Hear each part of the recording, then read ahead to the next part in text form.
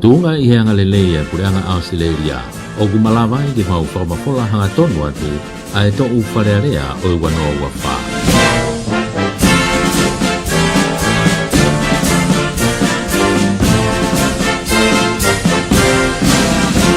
We are broadcasting the parliamentary deliberations for 2024 with the compliments of the Australian government.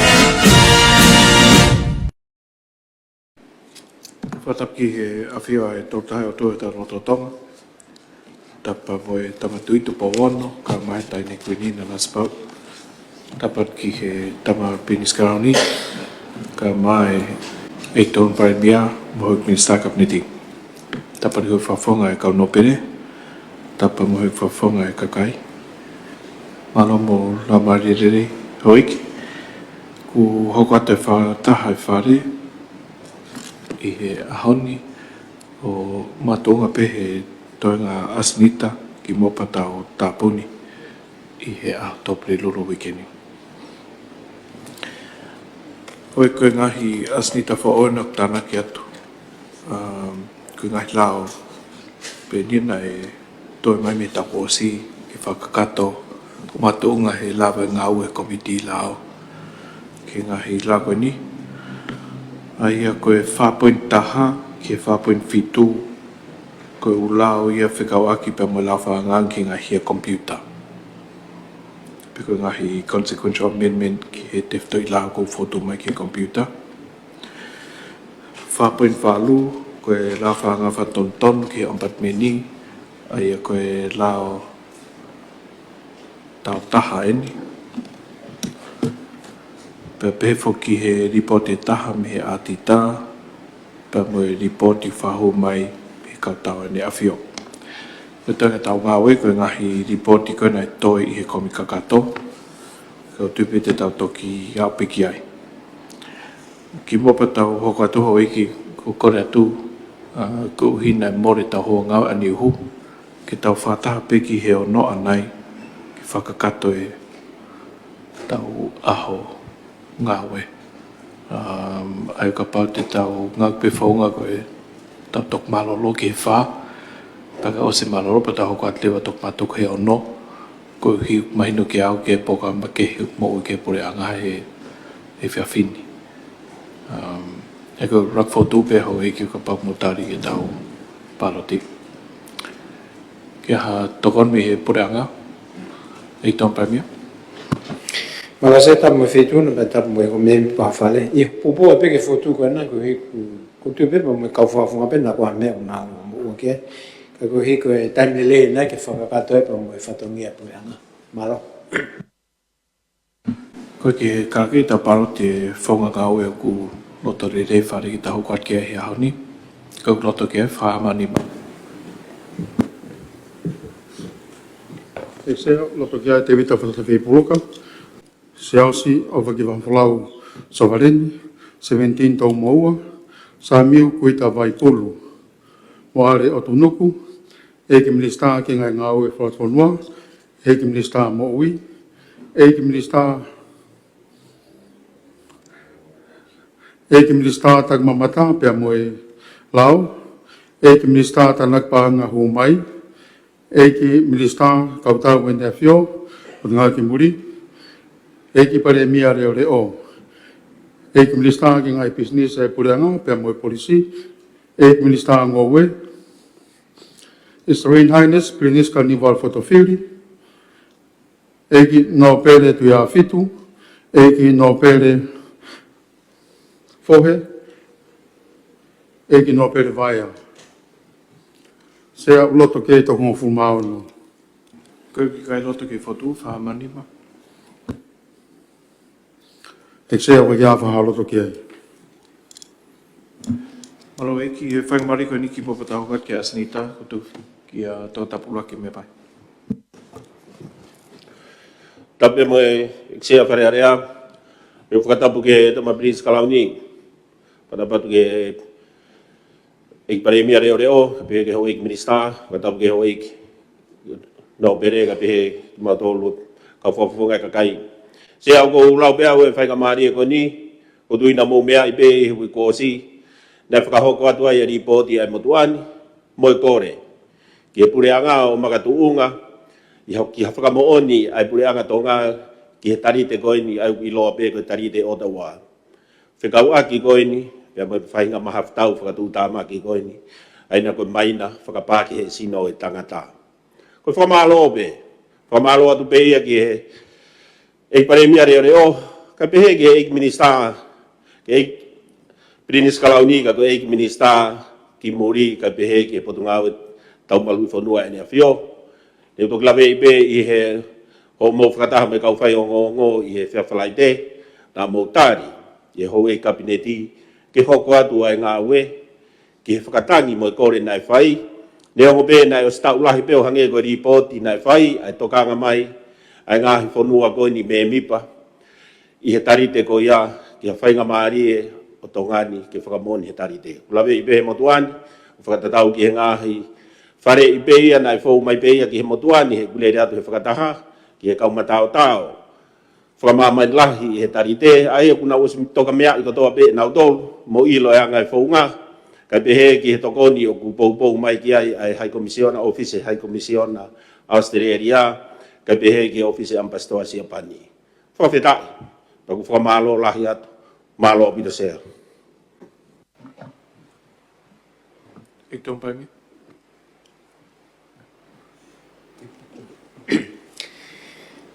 Malase, ko ape ki ho fale ki fa papa ipe i o moni na e tari hoi kabineti e fotu u me he administran ki muri ke tari he kabineti ke o atu ai tari te koeni mo kore ki he whatahato koni ki hoko atu ai whonga ngāwe ko ia o kui pe ko ratification ai kono whamu o nia tarite.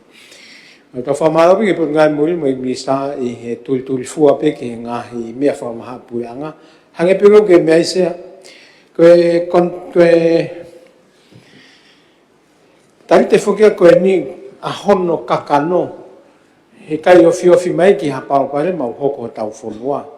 Ai ko finga fo ke fasisi hono ngawe aki ai mea tau ko ni ui ko maina ai no tanu he kere pe fai hatau pe lua te kau sotia molo ai o pa o hoko ai ha fata maki o mate pe ko konga ai ha sino ata se ka pa e fa fo pe manatu e faleni mo e konga la ki tau tau manatu ai feke ike ina hoko mai e tai fitu ngo fulo lele mai ngai fitu o mamani na na ngai ke me tau ko ni no tanu e kele ko konga ia e na fipaki mo fire to ko meri no ngai tau ia ko ia se ka tuku pe ngai mai na ko ni kele pa hoko ko palo pale mai ngai fonua la ai o ka e ke fai na ngowe mo fai ha na ngawe he ngai kele la ka hoko fa ta mako ni o ha mai report e fa fongo ni pa ko famalo ke ne me mai o fotu mai ki fale pa mo pulenga ke fa nga ko me lele se nyongo ko tarite o ki mama ot me tau fima ko tau kau fa ta ko me ngai fonua ke ma mani i he pou ke ta ofi a me atene fa tupu e lave ko hi ko tau o to tonu be ia se e pulenga pa mo fale ke fa pou ngai tarite ko ni pa ko tu ngai ko atuia ke fa kakato ai konga ko ia ki ratification pe ko fa mone atonga ki tarite ko ni po ko la watu pe mo tari mo pou kakato ai pulanga ki po to fa malo e nga pe ni ai se pou waki i nga hi mea pe e kau ki tau le leifa ka luku fua e ko hi ko tau o ko ki ngai conference me fa tala hi i ena o tau lau ko mo lau mo nu he lau atonga o pou ki ngai tarite pe ni fa maman lai malo se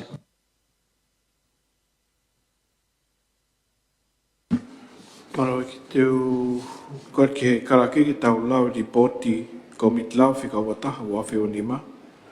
Whika aku me lau whika walu a wafe wafa, koe lau whaanganga ki ngā hia komputa wafe wafa.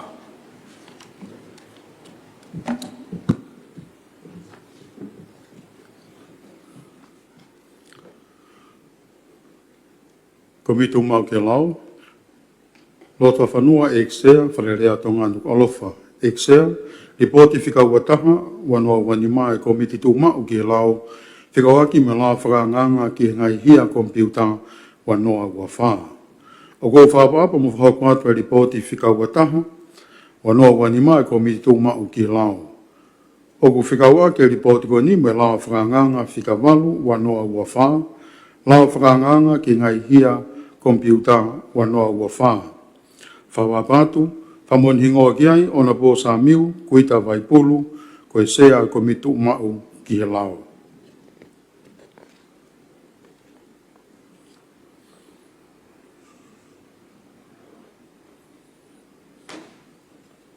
Kataki o lama i kupu hongo fulu ki tānima o ripoti. Ngai ka veinga na tokanga ki ai e komiti. Nā e tokanga e komiti ke ngai tau mua o no whatu o e lao whakangangani ko hui koe tokanga ke tunga malawa ngai nau whai teknikare, technical infrastructure o kumau i tongani ke lawa e ngai kupu whikaua ki o whakahoko aki honau ngai whatongia ke taota ofi ngai hia whakakompiuta o wharatau ke lao whakangangani. Ne mahi noi koe lao whakanganga koe ni e malawai ke toi whakalakalaka ange. Pea ke whakaivia ngai kupu whingai aki, ke whakaono pōniange e nau ngai whaunga ngā we, pea mo vawe o tatau mo e whakalakalaka kua u ke ngai hia whakompiuta i he ngahi aho ni. Tahataha. Nei whoki e tokanga e komiti ke whapaui o ku whai tatau, consistent, ai ngahi tautea ke ngai hia whakompiuta i ono whahoa ke ngai hia mo e tautea i ngahi lao ke he, o hange koe lao ki he ngahi hihia, o e whamamahi aki e whitutaki wha elektronika wanoa. I he taim tatau, e tokanga whoki e komiti ke whakafuafua e tautea, o whatatau ke mawhatuki o e hia whakakompiuta. Taha ua, i e kupu taha walu kupu si tolu e lao whakanganga, whikawaki mo e hia ke no ngai aki, o hanga ua ke whamanai, whamalohi, ngawi ko vii pe whatupu hakovi. Nei whatonga i he komiti o ki kai mahino lere e tautea ki e hia koe ni, he ku haa mai he tautea ke kehi e ua i e kupu taha walu kupu si tolu.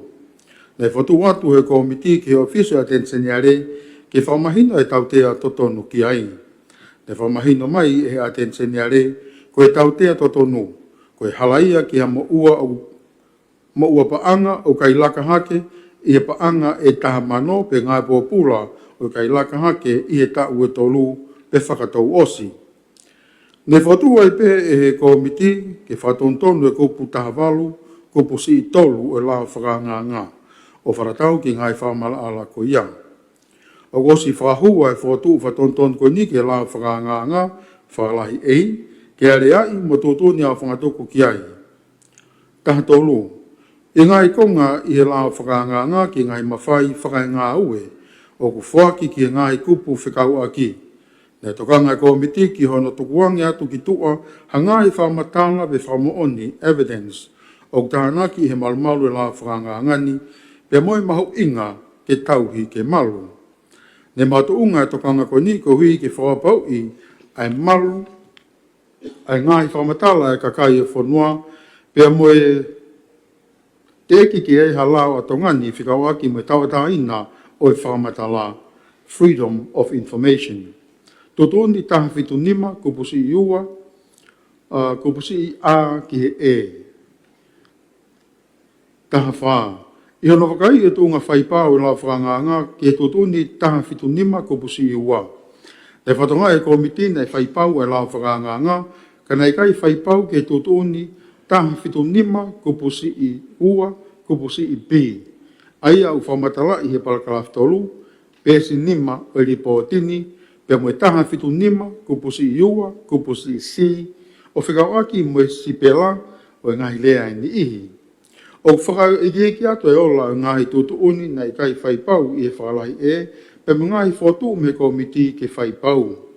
Te whakato e ngā ue ki ngahi whotu a komiti he official attention yare, o te whahu mai lau whakanganga, koe lau whakanganga whika walu ei, wanoa ua wha, whakalahi ei. E totoni ai komiti ke whahu e lau whakanganga, mo ngahi whotu whatontonu ke areai, mo totoni a whatuku ki ai. Whama apo-opo e ngai whotu tahanima, i homa whama apo-opo, kua kakato e ngau e komiti ke lau whakanganga whika walu ei, wanoa ua wha.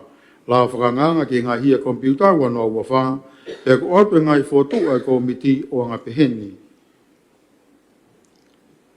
Loma uraki ke tari a ripoti whika ua taha, wanoa ua nima e komiti tu mau ki lau, loma ua, he areai ai lao whakanganga whika walu ei wanoa ua wha, la whakanganga ki ngā hia kompiuta wanoa ua wha.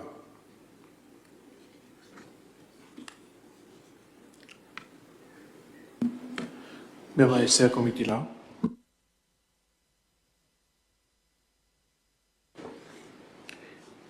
Tap moe fitu na tia, tap moe tama prinsi, patapat ke premier leo kama kau memi pekotoa e whare. Eksia koe tefto i taumua o e klao koe ni ke o hike whakapekia. Ai tefto i klao na e whotu i e uanoa, kai whetonga ki ai lau whakanganga koe ni, ko whakakato ai i e lau whakanganga koe ni ai ngahi whemau koe ai konversi o whatata European Council. Ai anai me mi pātongani me uanoa tā whitu sea. Ko i ke tāu mo whai ai e whetokone aki whapureanga. Pea koe 4.3 wau ki e 4.5 e tia koe ngahi lao whila la vei pe ia mo e lao koe ni i e 4.3. Foto atu ripote ai komitisia. Pau roto e whituna ki ai whakato ai pe mo mea koe pe lau tātā pe. Malaysia.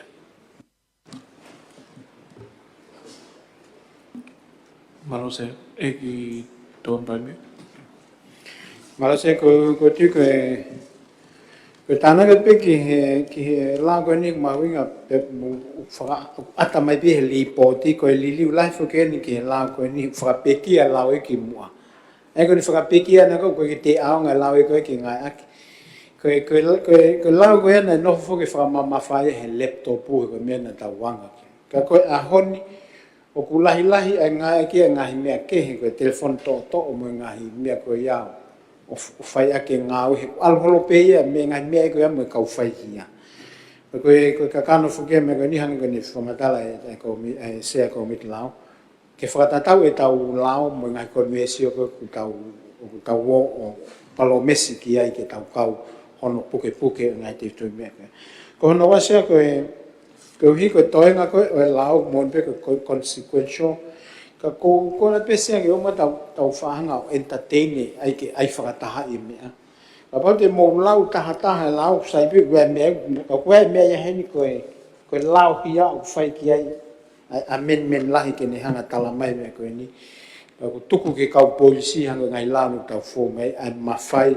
ke ne fai ai ngahi mea pe he tan pe ko ia ko hi ko teknolosia ko ni. Au foto pe ke ko ko pe po ke ripoti ke tali. Ka ko lao ia ke tau tala no ke ki no kakano. Ko ha ai ngahi mea ko ki ai ke tau hanga mai no pe te mai no fo ke ka kai ai lao ko ni ko lao fo o. E tai me ki heni ai ngahi ko figa ki e po ngai polisi ko e meiteki o ngai ko figa ki e forma fai na to e lao ia ko ni ke nau hoko atu e nau ngau e ki whai hia ko ngau a whainga teknolosia ko ni ko definition ko computer he la fo o ku mawhao atu e me laptop o ki ngai nau ke. Malas. Ko te tau paroti report e komiti lao. Ai ko report i whikawa taha wa whio ni ma ko rota ke tau report i komiti lao. Whahamani. Ekse roto kia te vita whatawhei puloka. Se hausi o whakiwafalau Savareni, 17 i tau moua, sa miu kuita vai pulu. Mo are o tunuku, e ki minista ki ngā ngai whautuwhanua, e ki minista mo ui, e ki minista tak mamata pe mo lao, e ki minista tana ki paanga hu mai, e ki minista kautau e nea fio, pe mo e potngau ki muri, e ki toko ni pare mia. E ki minista ki he potngau e whakatau aki, pa mo e whala whateknosia, E ki Minister Policy, pe mga business e purenga, e ki Minister Ngowe, e ki His Serene Highness, Prinis Carnival Fotofili, e ki no pere tu ia fitu, e ki no pere fohe, e ki no pere tu vano, e ki no pere vaia, e sea uloto kia i toko honfu mavalu. Kai loto ki hono tari a ripoti komitlau whahamanima. E sea ko kia whaharo kia i. Mahoi te taho katlewa ki he la whanganga. Ai koe lau whika walu a, wafi wa wha, la whanga ki ngahi hia kompiuta, wafi wa wha, nai raki te pire a taha ono o siulai, wafi wa wha. Lau luaki, tu hifiki komitla, po no wha foki mai mo ngai wha ton ton. Kot ke ka ke tau la tōua. Lau whakanganga ki ngai hia kompiuta wanoa wa wha. Ko halau ke tuutuuni ki hono ta ofi, whatotolo, tau ta ofi, mohuri whaki a ngai tau tea ki ngai hia whikau aki me kompiuta i tonga wa ngai tau mua whila vei.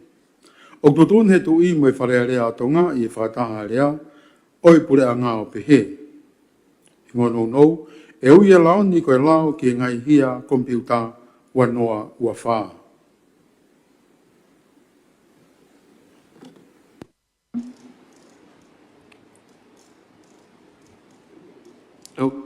Hoi ki mo pau hoko atu ka whangamarin ka pau mo whe tuhiw ke komi kakato ke area i ngai whaton ton fotu mai komiti lao. Eik Mr. Boyce. Mahino peke mo tuani ko ki mautolu mau whawhawhanga e te. Ka koe lao koe ni se nau manatui wako hake nau whanga i lahi lao ni. Ka ko kore tu ke tuhiw pe mua ke komi kakato. Ke whai ano taranga ke maala ala ai lao. Mahino peke hau ia mahu ingai lao. Kana e mau tau tutuni Mr. Mea mai pe ko poko whe maki tuhiw aki. O hinga fuga we ko foi lá fo pa falo ko fu apesea e mi kato pe o kupu ke fa no to kanga ikina pe e flow e foi system lá o ya se al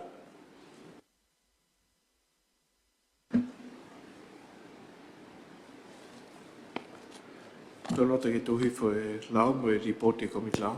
Whamanima. Ik zei ook dat ik ja te vita fata fe puloka, selsi of ki va fulau sovareni, 17 tau moa. Samiu kuita vai pulu, mo are otonuku. Eki minista ke ngangal falfonua, eki minista mo ui, eki minista tak mamata, pe mo lao, eki minista tanak pa anga humai, eki minista kautau ene afio, pe mo potanga ki muri, eki tawani paremia, Eki minista pot ngawe hewata waki. Eki minista polisi dia moe ngai business e purenga. Eki minista ngowe. His Serene Highness Prinis Carnival Fotofili. Eki no pere tu ia fitu. Eki no pere fohe. Eki no pere vaia. Se o roto ke toko hon fulma fitu. Koe ki kai loto ke tuhifo ki he kamkakato whamanima. Kia kata koe palo nei tō asi ke alu ke komikaka tōpe koe. Koe kui kai loto whahamanima. Ik zei op ja tahe verhaal loto ke. Mano, ka hokat ki he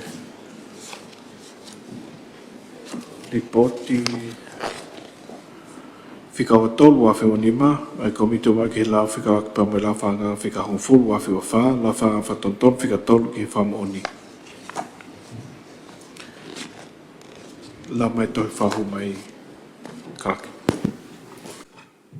Komito mau ke lau, lota whanua, eksea, wharerea tonga, nuka lofa, eksea, ripoti fika wa tolu, wanoa wanima, komiti tu mau ke lau, Fika wak me lao whakanganga, fika hongo fulu, wanoa ua wha. Lao whakanganga, whatontonu, fika tolu, ki whakamooni, wanoa ua wha. O go whaapa mo whahoko atu ki e wheitu una i ripoti whika ua tolu ua noa wenima ai komiti tu umau ki e lao. O whikawa ki ripoti ko ni mo e lao whakanganga whika hongo fulu ua noa ua wha. Lao whakanganga whatontonu whika tolu ki e whamooni ua noa ua wha. Whakapapatu whamooni hingoa ki ai ona po sa miu kuita vaipulu se ai komiti umau ki e lao.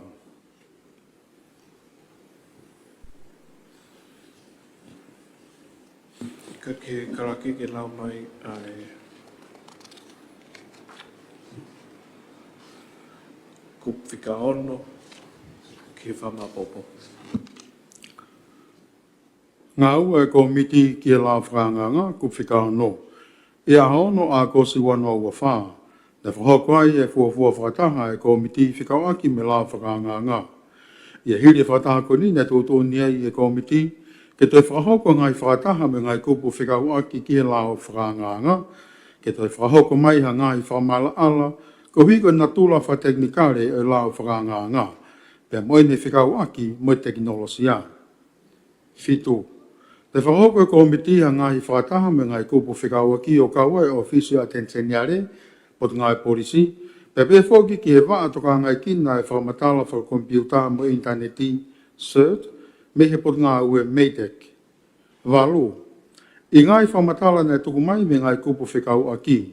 O whikau aki ngai whatontonu e la whakanganga mo e lao ki e whakamoo ni, evidence. Ko e whatontonu koe ni, ke tāmate i ngai whauhinga rea ki he tohi ngā ue aia akuha i e kupu ua. O e tefto i lao, ke ngai aki whauhinga rea o ku whotu i e lao ki he uhinga i rea. Whatontono e kupua o te whto i lao whahino hino. Kupu hiwa, ko e kupua o te whto i lao o ku whikau akia me ngai uhinga i rea.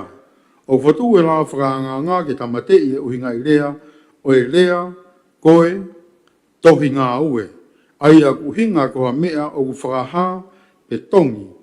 Ko hui koe ngahi whaumaratu aki e ngai mea ko ia, iha mea aki ha ngahi matai tohi, ngahi matai whika, pe ngahi whailonga. Hongo fulu. O whatu e la whakanganga ke ngai aki pe ngahi unga i rea, ki he tohi ngā ue, i he lao ki ngahi uhinga i rea Interpretation Act. O whahu mai ia i he lao whakanganga whika taha taha, wanoa ua wha, aia o whatu ke whatontonu uhinga i rea, o e rea, koe, tohi ngā ue. Ke whakakau atu ki ai me ngai whamooni wha elektronika, ke whenapasi mo e lao ki ngai hia kompiuta ua noa ua wha. E ngā ki rewa ai whauhinga ko ia, ke whakauhinga i aki, ai lea, ko e tohi ngā ue i e tefto i lao. Tutoni taha whitu nima, kupusi i ua, a ki he e. Taha taha. Nā whakai e komiti e lao whakanganga, whakatau ki tau tutoni, e nei whaipau ai lao whakanganga ki e tutu uni taha whitu nima kupusi i ua. Whamaapopo. I ono whamaapopo ko kakato ngā ue komiti ki lao whakanganga whika hongo fulu wanoa ua wha. Lao whakanganga whatontonu whika tolu ki e whamaoni wanoa ua wha. Pe au whaipau ki e tutu uni taha whitu nima kupusi i ua. O ku ato e whotu ai komiti. Waki whakaloma, ke taure ripoti whika ua tolu, wanoa wanima e komiti tu mao ki he lao. Ua loma, ke area i wharearea e la whakanganga whika hongo fulu, wanoa ua wha, la whakanganga whatontonu whika tolu, ke whamooni wanoa ua wha i he whalahi ei.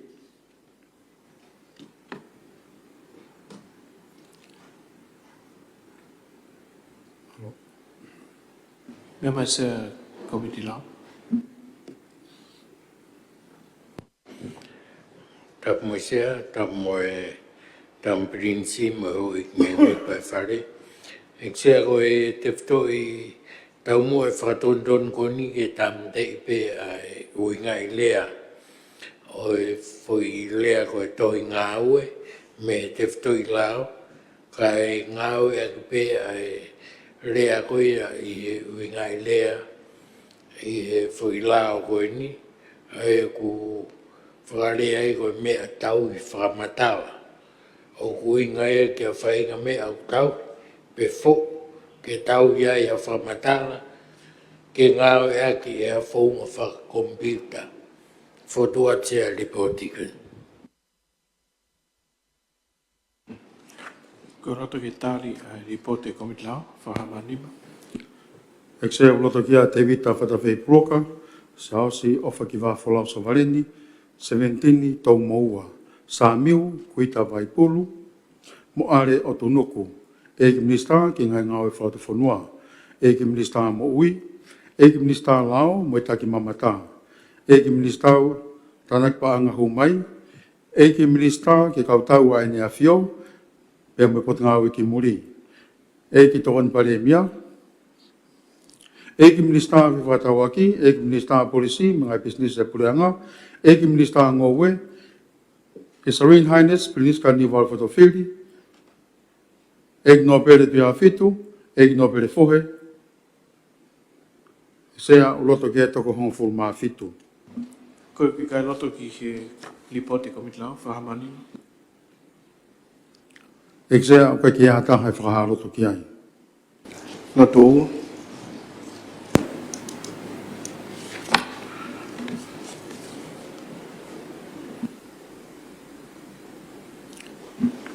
Karaki ki loto o mai la whanga whatonton whikatau ki whamaoni. La whakanganga whatontonu whikatolu ki whamaoni wanoa ua whaa. Koe la whakanganga ki halao ki whatontonu e lao ki whamaoni. O tutuni he tui mo e wharearea atonga I e whataha rea o e purea ngā o pehe. I ngono nou e ui e lao ni koe lao whatontonu whikatolu ki whamaoni wanoa ua whaa.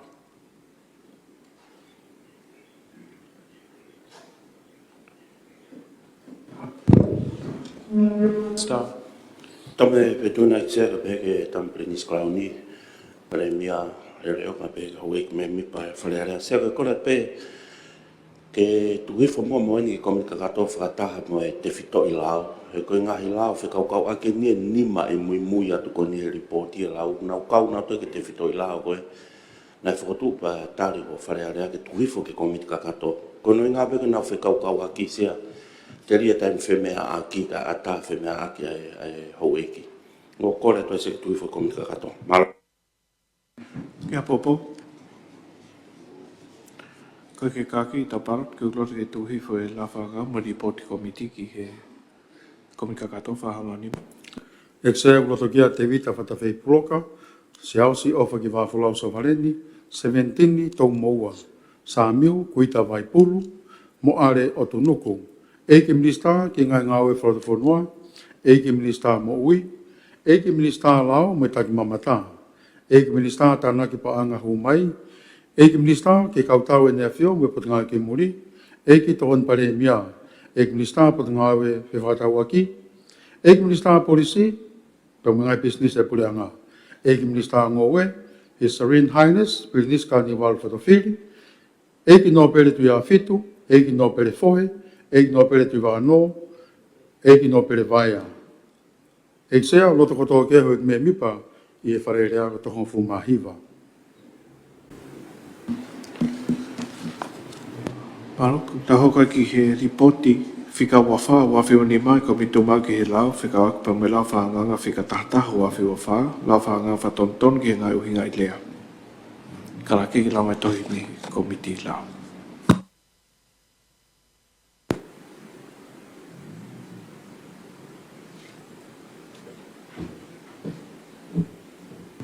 Sia. Tome petuna sea koe ki kore pe nia ke petuna kono inga koe mawhai petuna sea e koe ngai lao kono mui at koni koe ngai consequence ko tope. Pe lau maria e le petuna ma o whare pe lau atu hifo whakataha mo ke komiti kakato. Kwa pau ku whaitutun pe petuna ke lau tātaha koe ngai ripoti pa sai pe ka kogu Ngau ke sea ke tau whinga ke lau e tau ngāwe, nā lau ke tau tari pe ngai ripoti wharu fōtu hifu ke komiti kakato kono I ngā koe nau whikaukau aki. Koe anga pe fōtu sea, mālo api. E lava pe ke tari falufua o reporti komiti ka kono lau ko u lau fe mape lau tata. Tata. Ai ka pau ke hapopo ko e u reporti komiti fa pointa ki fa point fito. E la pe tari falufua ka tau lau tata u lau ki ta huat. Che tamu feitun. Tau fa be ai me ko nai foto mai pare me leo. Tau ho che. Koi nai foto foto mai ko a me fai. Tau ai be me ta. Ai be me ko nai foto mai pare me leo. Malo che. Se ta pe feito na ta pe me pa fare da tonga. Popo pe ke foto kon fai minister ke tau tari fakalu fu ali poti. Kai lau taha e lau no lau tua tu ifo. O popo ke tari fakalu fu ali poti. Malo se.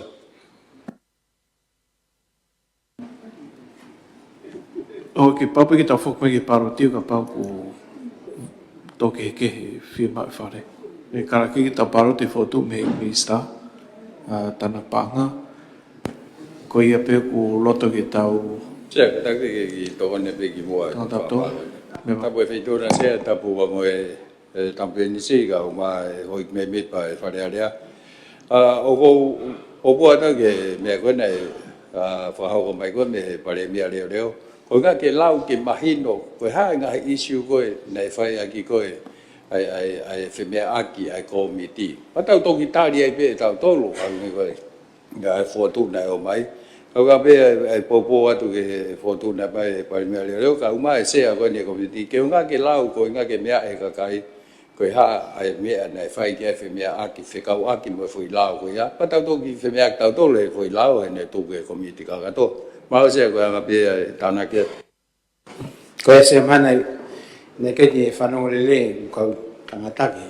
Ka koe tau fou he megani tau whanau ke he ripoti na whao o mai ko e rie koti o e ngā ne whai ko mit lau pa tau hokat ki ngai lau o no lau taha pe ko fou ngā mai ni. Ko i ripoti ko toa pe o kua hono lelei wano merit ke whakaha he whareni ai ngahi poin la lahi kwa mai i he ngahi ripoti. Kai katak pe sea koe ma koe mawhala pe he o mista ai ai. Ai fotua ako denai. Kata hoko. Saya se popo at bege malo. fa foki o foto ta fok pe ki he reporti. Karaki ke lau mai. Ahua tolu e peleri wanoa wanima, loto a whanua e ksea, whaerea tonga, nuka alofa. E ksea. Ripoti whia ua wha, wanoa wanima e ko mitu mau ke lao, whikawaki me lao whakanganga whika tahataha wanoa ua wha. Lao whakanganga whatontonu ki ngai uinga i rea wanoa ua wha. O ko whapapam whahoko atu ki wheitu una ai ripoti whika ua wha, wanoa wanima e ko mititu mau ke lao. O whikawaki ripoti me lao whakanganga whika tahataha wanoa ua wha, lao whakanganga whatontonu ki ngai uinga i rea wanoa ua wha. Whaka apa atu, whamoni ngoa ki ai, ona po sa miu, kuita vai pulu, se a komitu mau ki lao. Karaki ke lau mai kupu ono ki e hiva ai reporti. Ngāwe komiti ki lao whakanganga, o no. Ne whahauka ngai whataha e komiti me ngai kuwhikawaki ke whakamala ala lao whakanganga ni. Ne kau mai kia e tenseniare pot ngai polisi, mo pot ngāwe meitek, wā toka ngai kina e whatamaki, computer mo interneti pe Computer Emergency Response Team pe ko CERT. Fitu, o whotu mai la whakanganga whatontonu e ua ki e kupu ua. O e te whtoi lau, aia o whikau akia moi uhinga i rea. Puret poni roa ki, whatontonu uhinga i rea ki he lea, hataha. Ke kau ki ai, hataha tau taha, individual. Puret poni wā, whapekia ai whetongi, ai uhinga i rea ki he tohi ngā we, koe uhi koe whatonga i e ngahi lao ko toa pe, a tonga ni, koe ngai tohi ngā we, pere koti whamatala, o ku malawa pe ke i se pinga whaka-elektronika. E malawa ia ngai kupu whekau aki hange koe kau polisi o tānaki pe ngai ake ngai tohi ngā ue whaka-elektronika, i hono whakatotolo i hangai hia, hange koe ngai hia kompyuta, o i kai ki whakatangata pe ki ngahi si pinga anga maheni, hange ko ngai tohi ngā ue o kupā ki. Tōtōni te au whitunima kupusi i ua, kupusi i a ki he e. Walu, i ono wakai i o tu unga whaipau e la whakanganga ke tōtōni te au whitunima kupusi i ua. Nei whatonga e komiti koe konga lahi e la whakanganga na e whaipau. Ka nei kai whaipau e tōtōni kaha whitunima ua kupusi i ua, kupusi i si, moe kupusi i ti. Whikawaki moe whaton lea, moe tu unga whakakalama, whakalahi e. Nei whatu wahe komiti ke whaton tonu, koe uhi ke whaipau. Nei whakakato ngā ue koe iahe o visa atenseniare, o whakahu mai lao whakanganga, koe lao whakanganga whika taha e, o wanoa ua wha, whakalahi e. Ka tūni e pehe komiti ke whakahu ki wharearea ngā i whatu whaton tonu koe ni, ke areai mo tūni a whakatuku ki ai. Whamāpōpō, hiwa, i ono whamāpōpō ko kakato ngā ua e komiti ki lao whakanganga whika taha e, ua noa ua wha. Lao whakanganga whatontonu ki ngahi uingai rea ua noa ua wha, pēr ko atu e ngahi whotu e komiti o anga peheni. Taha whakaloma ke tari ripoti whikaua ua noa ua wha e komiti mau ki lao. Ua whakaloma ke areai, i wharearea e lao whakanganga whika taha e ua noa ua wha, lao whakanganga whatontonu ki ngai ungai rea ua noa ua wha i e whakalahi e.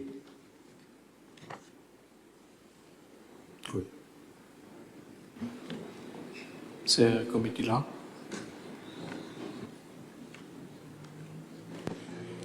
Tamu e whitu neksia, tamu e tamu pirinisi. Whatapu ate hoik me mipa e wharerea tong. Iksia koe te whitu i tau mua pēna e whuilao koe ni ke whakapikia. Mo whetongia e ui ngai rea tohi ngā ue. Mo e whuirea koe hata. Ke whenā pasi ia mo e lao koe ni ke hia kompiuta. Pēnā e whai koe ngā komiti ne kai ke toi a ngai whemau me ngai kup whikawaki a tenseniare polisi mo e meitek. Tuke pe ngai mea ke ngai ririu rea, pēnā os whai mai whatonton koe a me ofisia e a tenseniare pa foto ate report koe nisia. Koe loto ke tari a ripoti whika wawha, wawhi mai komito ma ke lau whika akupa mo e lau whanganga whika tata wawhi wawha, lau whanga whatonton ki ngā unga i lea, whahamani ma. Eksea loto kia te vita whatawhi puloka, se ausi owa ki wafolau sa vareni, 17 i tau moua, sa miu kuita vai pulo. Mo are o tunuku, eiki minista ki ngā ngai whaloto whanua, eiki minista mo ui, eiki minista tak mamata mo e lao. Eiki minista tanak pa anga ho mai. Eiki minista e kautau e nea fio, mo pot ngau ki muri, eiki tokon paremia, eiki minista fe whatau aki, eiki minista polisi mga business te pureanga, eiki minista ngowe, His Serene Highness, Piliska ni wal fotofili, eiki no pere tu ia fitu, eiki no pere fohe, eiki no pere tu wahano, eiki no pere vaea. Eksea, uloto kotoa ke ho eiki me mipa i o whare koe tokongofu mā hiwa. Atu o mena whanganga whatonton ki ngai uingai lea.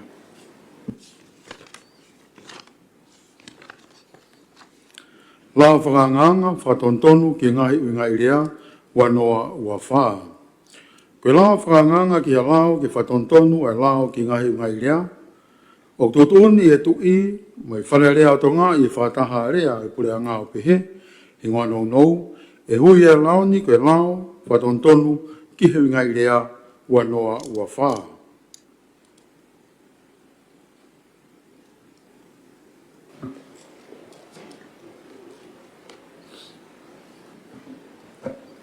Koe kore pēhe ki tuhi whapehe koe whekaukau aki pēhe ngai whakauhinga rea koe nipa mo te whitoi lau.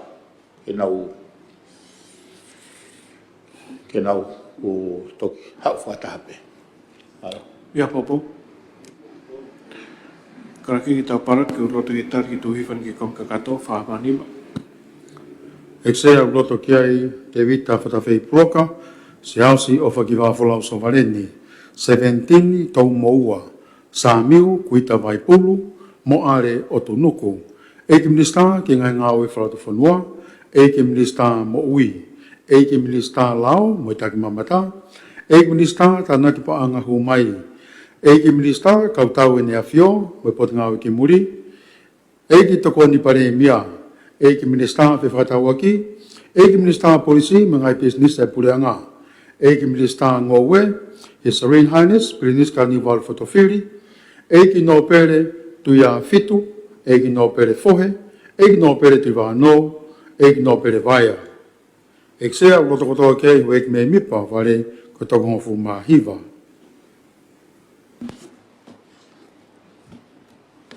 Ta hokat ki he report ko mitla whika ua, wafi wanima, whika akpa moe lao, whika hiva a, wafi wafa, ngafa ngafa tonton ke polis tonga.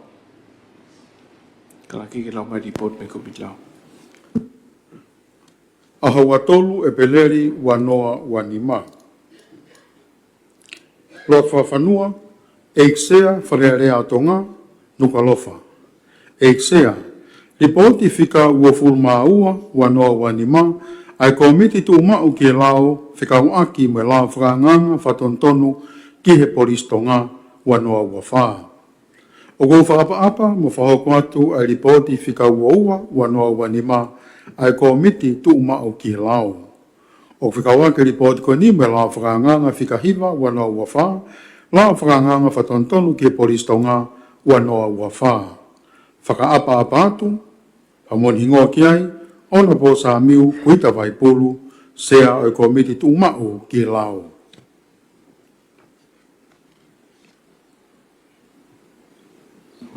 Kataka lau mai ai kupu ono ki he whamapopo.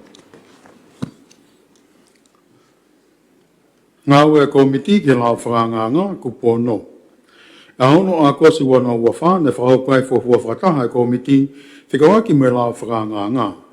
Ia hiri e fuafua whataha, ne tūtūni e komiti ke te whakahoko a ngai whataha, wa ngai kupu whikawaki me lao whakangangan.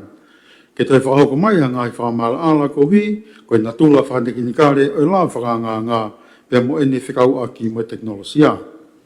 Te whahoko e komiti a ngai whataha, fitu, ngai whataha, ngai kupu whikawaki o kawa e ofisio atenseniare, pot ngai polisi, pia pefo ki mo e waa toka ngai kina e whatamaki wha kompiuta mo interneti, ai cert, me pot ngā ue meitek. Koe pui tu a lao whakanganga. Walu.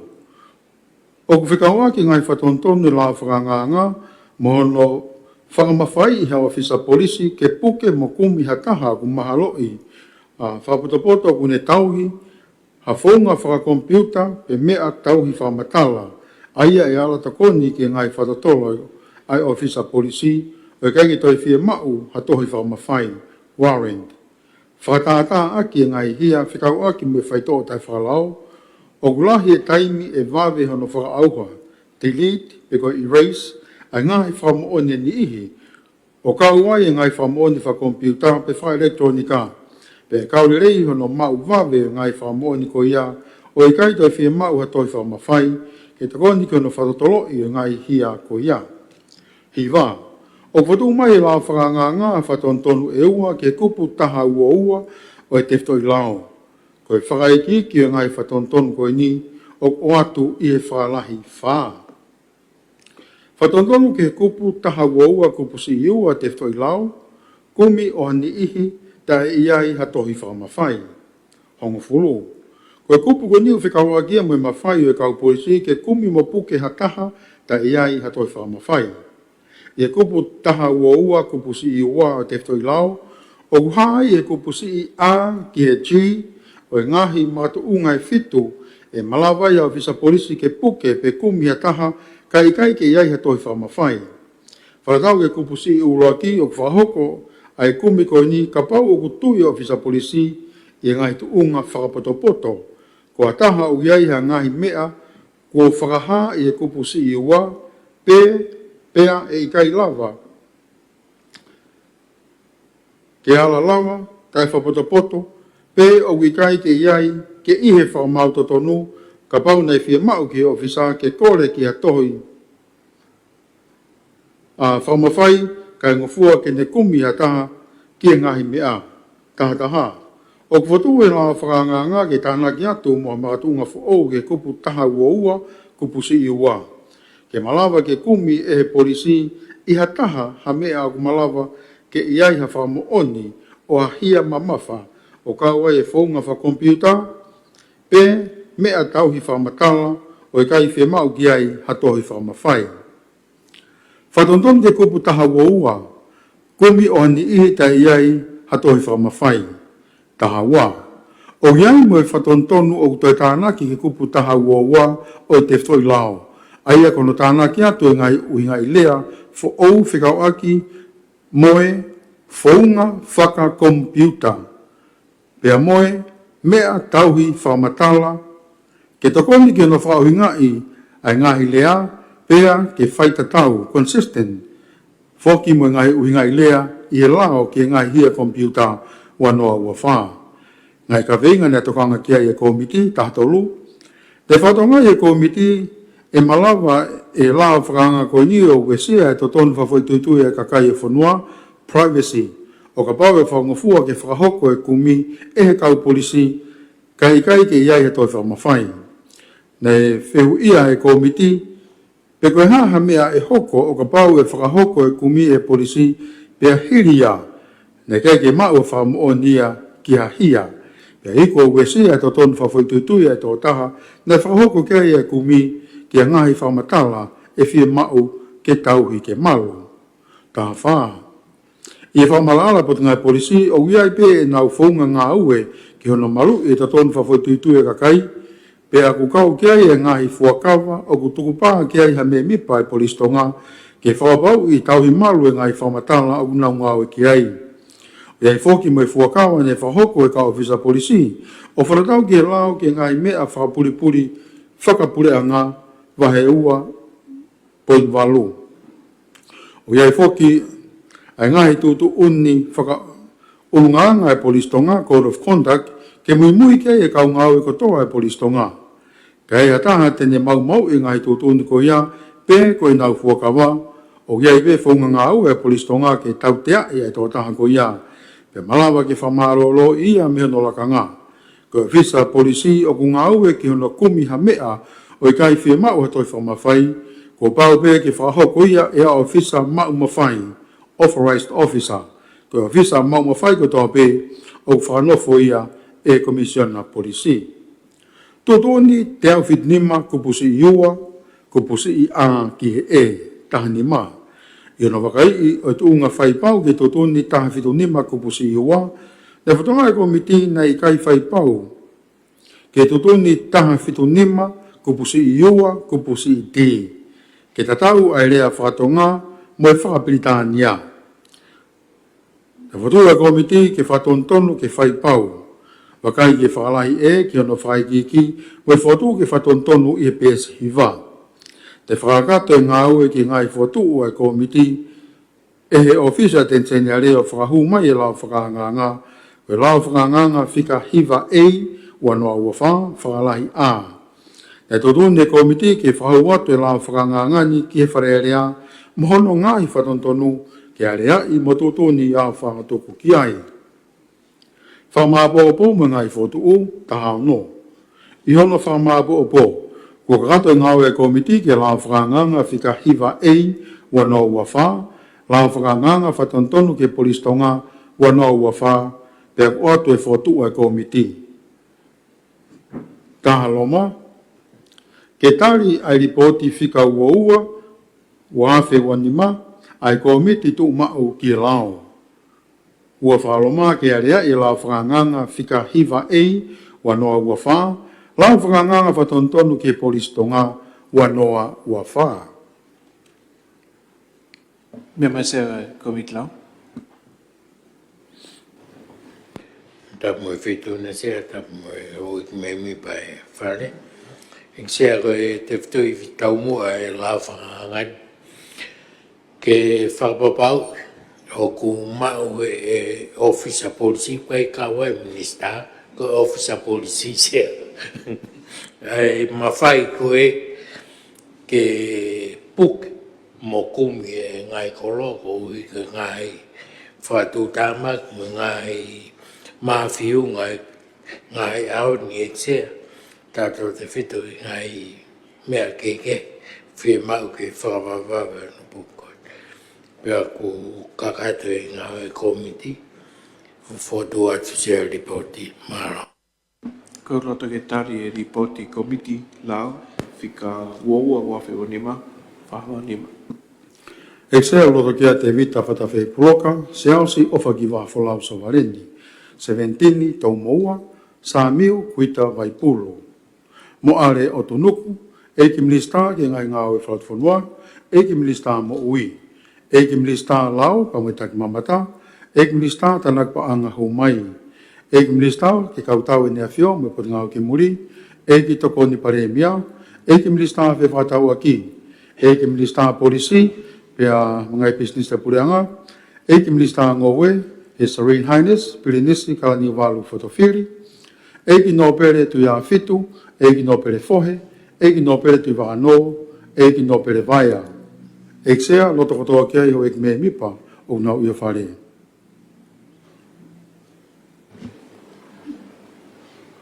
Aro, mahina e report ko ni, ai ko e la whanganga whatonton ke polistonga wafe o whana o slau raki pe tuif ki komiti lao.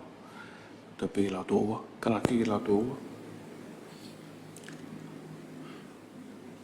La whanganga whatontonu ke polisi, wanoa ua whaa. Koe la whanganga ki a lao ke whatontonu e lao ke polisi tonga. O tutuni e tui me wharearea tonga i e whataha rea o e pureanga o pehe. Hingoa nou, e ui e laoni koe lao whatontonu ke polisi tonga wanoa ua whaa. Sia, kora pe tui whamoe ke komiti ka kato. Marasa.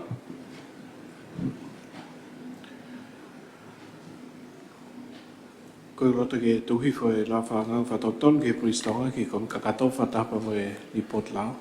Whahamanima. E se o loto kia te vita whatawhi puloka, se ausi ofa ki wafolau so valeni. Se ventini tau moua, sa miu kuita vaipulu.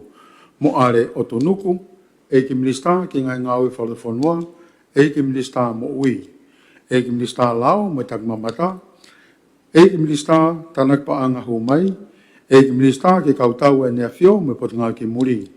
E ki toko ni pare mia, e ki milista fe whatau aki, e ki milista polisi, mga business ta pureanga, e ki milista ngowe, His Serene Highness, Pirinisi Kalani Walu Fotofiri, e ki no pere tu ia fitu, e ki no pere fohe, e ki no pere tu wano, e ki no pere vaia.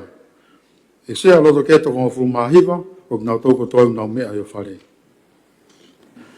Malo, ta hogat ki he report whika wanima wa whika wanima ko mituma ki lao, whika akpa mo e la whanganga whatonton ki totonu o hiki tata.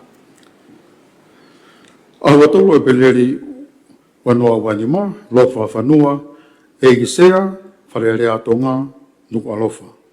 E ki sea, ripoti whika wanima, o wanoa wanima, ai komiti tu umau ki lao, whika waki me lao whakanganga, whatontonu, ki totonu, o e hiki tatau wanoa ua whaa.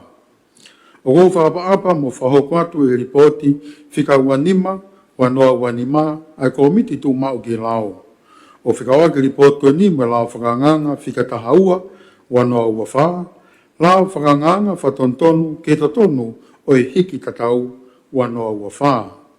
Whakaapa atu, whamoni ngoa ki ai, ona po sa miu, kuita vaipulu, sea o e komiti tu mau ki lao. Nā mai kupono ki whamapopo. Ngā u e komiti ki lao whakanganga, kupono. I ahono a kosi wano ua whaa.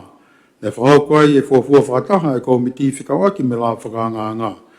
Pena e toku mai e atensenia rea whamatala, whamala ala ki e puipuitua me ngai matu unga ke ona foto o ngai whatontonu i la whakanganga.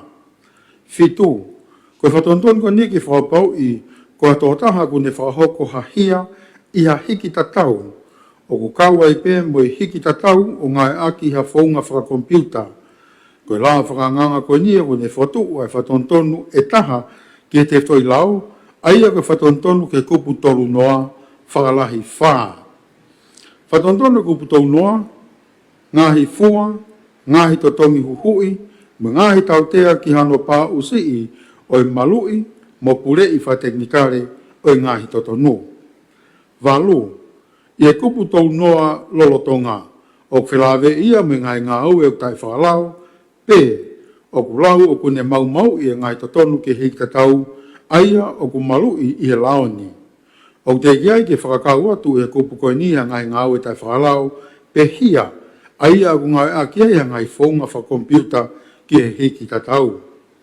Hiva, koe whatonton lewa ke kupu tau noa te whtoi lau, kono toi tāna ki atu me ngahi ngā au e tae whakalao.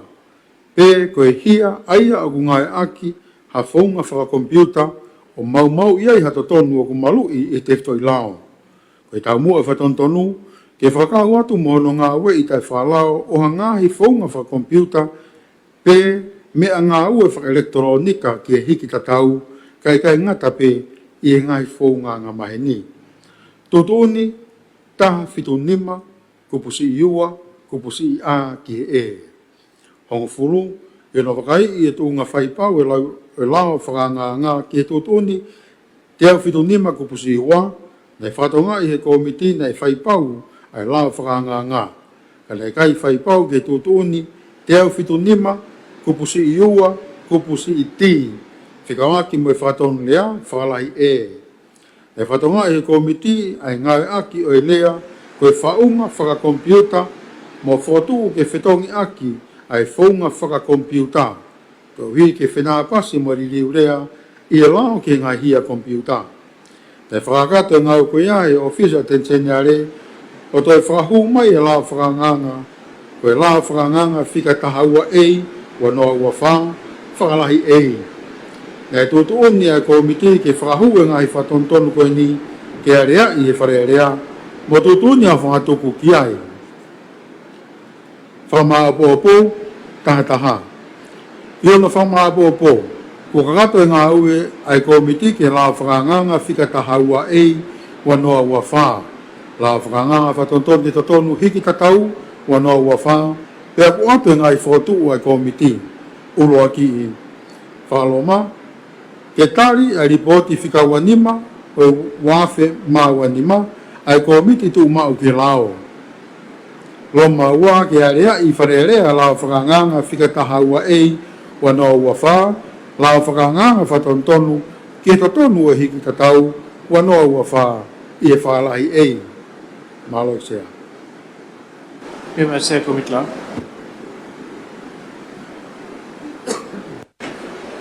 Tamu e whituna i sea, tamu prinsi, mo e hoi koto e whanarea o tongu. E sea koe te whitoi tau mua o e la whangangan, ke whapapau ko ataha. Tēne mau i ai totonu o kumalu i koia i te whitoi lao. Ake ono ngāwe kai whunga whakakompiuta, o kune hoko ia whahoko ia ia. Pea o ku whatatau ai kupuni e tia ke kupongo fulu o e kōsilio a Iurope. Fotu atu e report koe ni e tia. Koe roto ke tari ai report e komiti lao. Whahamanima. E sea uloto kia te vita whatawhei puloka, se ausi o whakiwafolau Somaleni, 17 tau moua, sa miu kuita vaipulu, mo are o tunuku. Eiki milista ki ngai ngau whatwhanua, eiki milista mo ui, eiki milista tak mamata pe mo lao. Eiki milista ta nakpaanga humai, eiki milista ki kautau e nea fio mo pot ngau ki muri. Eiki tongan paremia, eik minister whewhatau aki, eik minister polisi, me ngai business e pureanga, eik minister ngōwe. His Serene Highness, Pilinis Carnival Fotofiri, Eki no pere tu ia fitu, Eki no pere fohe, Eki no pere tu vano, Eki no pere vaia. Eksea, loto kiai e hoik me mipa unau mea he ni ke tohon fulma hiva. Maro ke la whanganga, nei o si lau roa ki mua patuhi ki komiti lau kun whafok mai ki lau tō ua. Kala ke ki lau tō ua mai la whanga whatonton ki he totonu o hiki tatau. La whakanganga, whatontonu, ki hiki tatau, wanoa ua wha. Koe lao whakanganga, ki a lao ke whatontonu e lao ke totonu o hiki tatau, o totoni e tu i mo e wharearea o tonga i e whataha rea e pureanga o pehe. I ngā nou, e ui e lao ni koe lao, whatontonu, ki totonu o hiki tatau, wanoa ua wha. Ek Minister. Tama pe tūna sea koe o tāpeta tui whamai ke komit ka 14 na maro. Koe rata ki tuhu hifo ai lau whina tahaua a wafi wa wha, lau whahawha tonton ki toton o hiki tatau ki he komit ka kato whahama nipa. Ek se uroto kia te vita whatawhi puoka, se ausi ofa ki wafolau so vareni. 17 tau moua, sa miu kuita vai pulu, mo are o tunuku. Eiki Minista ki ngai ngawe whalata whanua, Eiki Minista mo ui, Eiki Minista takmamata mo e lao, Eiki Minista tanak paanga hu mai, Eiki Minista ki kautau e nea whio me pot ngau ki muri, Eiki tokoni paremia, Eiki Minista whewhatau aki, Eiki Minista polisi me ngai business te pureanga, Eiki Minista ngowe, His Serene Highness Pilinisi Carnival Fotofili, Eiki no pere tu ia fitu, Eiki no pere fohe, Eiki no pere tu vano, Eiki no pere vaia. Eiki sea, loto kotoa kiai, hoek me mipa u iho whare, ka toko hofu maa hiva.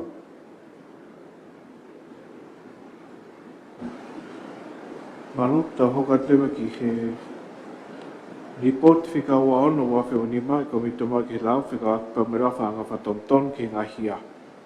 Kalaki e lau mai. Ahua tolu e peleri, wanoa wanima. Lo whawhanua, eksea wharearea o tonga nuku alofa. Eksea, ripoti whika uaono, wanoa wanima e komiti tu umau ki e lao.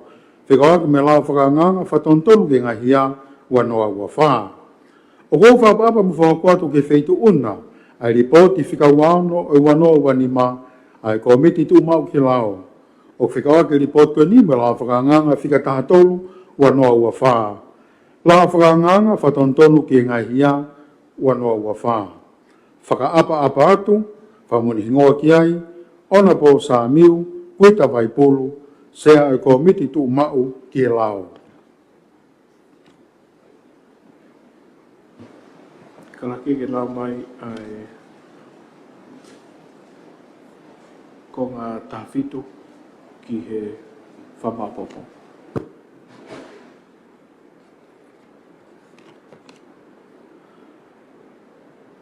Ngā he mea na tokanga ki ai komiti, taha whitu. Nā mai e komiti ko hono whau e la whakangangani, na te whate whitoia me konversio.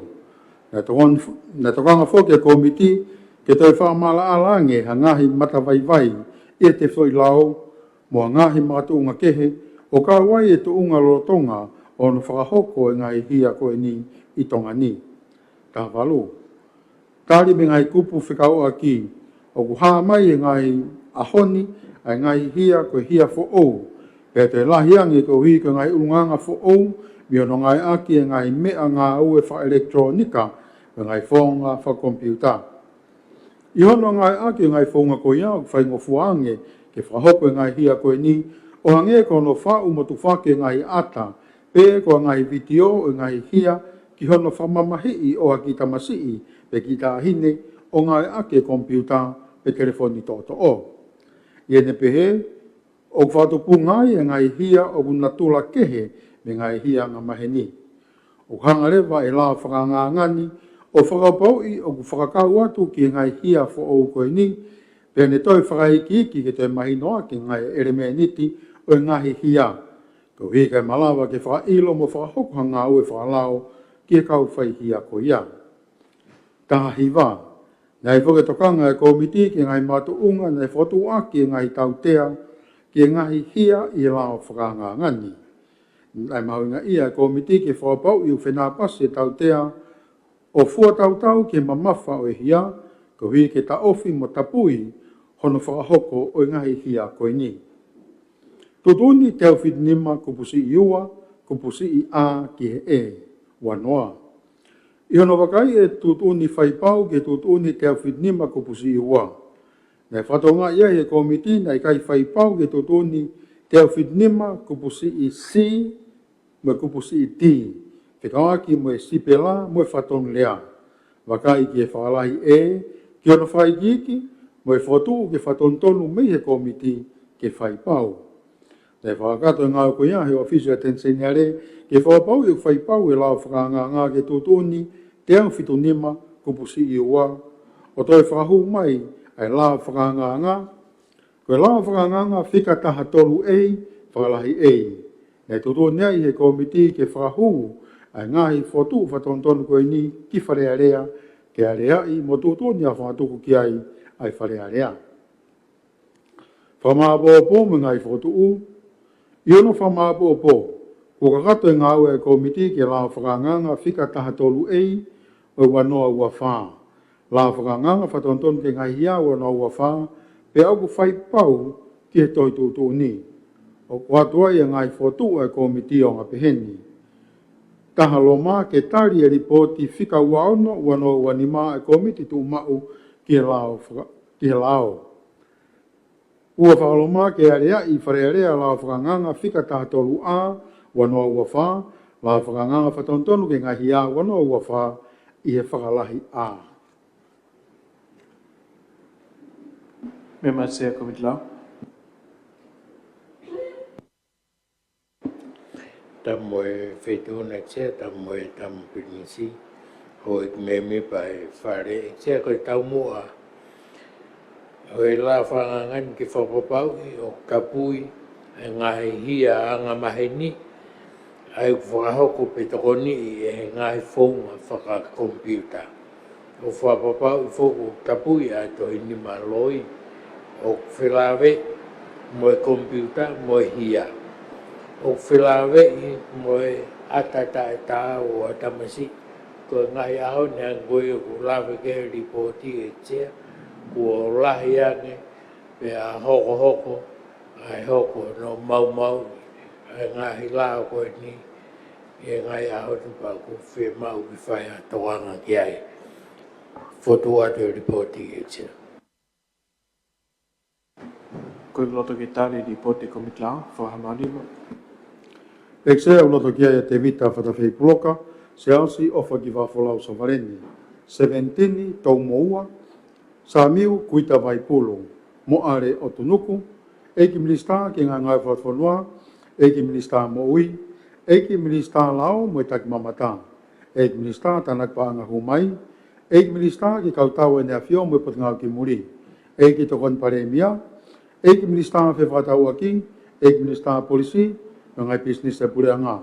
Eki milista ngowe, His Serene Highness, Pirinisi Carnival Fotofili. Eki no pere tu ia fitu, eki no pere fohe, eki no pere tu wano, eki no pere vaia. Eki sea, loto kotoa ki ai, o eki mea mipau na ui whare, toko honga fu mahiva.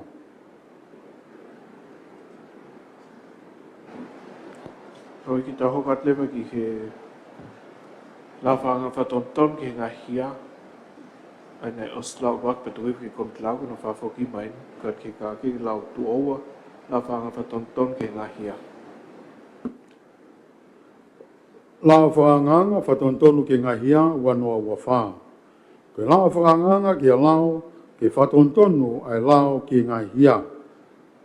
O kututu uni e tu i, mo e whare area o tonga, i e whakataha area o e pure anga o pehe. Ingoa nou, e ui e laoni, koe lao whatontonu ki ngai hia, wanoa ua whā. E Mike Minister. Tama e petuna e sia koe whotuat pe ki tuhi whamai ki Komiti Kakato. Malasia. Koe loto ke tuhifo, ai Nga whatonton ki ngahi hia, whatamu ripote komit lao ki komika kato whahamalima. Exea uloto kia te vita whatawhi proka, se ausi ofa ki wafolau so vareni. Seventini tau moua, sa miu kuita vai pulo. Mo are o tonuku, eki minista ki ngai ngai whatwhanua, eki minista mo ui. Eki minista tak mamata moe lao, eki minista tanak paanga humai. Eki minista kautau e nea fio, we pot ngau eki muri, eki tokon pare mia. Eki minista fi whatau aki, eki minista polisi, mengai business e pureanga, eki minista ngowe. His Serene Highness, Prinis Carnival Fotofili, eki no pere, tu ia fitu, eki no pere fohe, eki no pere tu wano, eki no pere vaia. Eki sea, loto koto kehu eki me mipa au nau ia whare, tohon fu mahiva.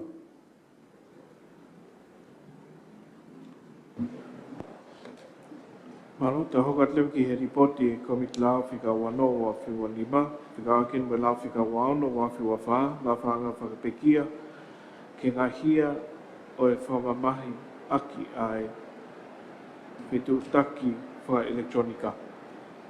Ko e la wha ose ni ngahi la ko e whitu ko hu mai pa me la whanganga ke ngā hia kompiuta. Ko ke karaki la mai report me komit lao. Aho nima o me wanoa wanima. Lot whawhanua, eksea whalere atonga nukalofa. Eksea, i poti whika wanoa wanima, ai komiti tu mao ki e lao whika waki me lao whakanganga, whika waono wanoa wawha. O ko whaapa mo whakakwatu e ripoti whika wanoa wanima, ai komiti tu mao ki e lao. O whika waki ripoti ko ni me lao whakanganga, whika waono wanoa wawha. La whakanganga whakapekia ki ngai hia o e whamamahi aki ai whitutaki wha elektronika wanoa wawha. Whakaapa apa atu, whamoni ingoa ki ai, ona po sa miu kuita vai pulu, sea komitu mao ki lao.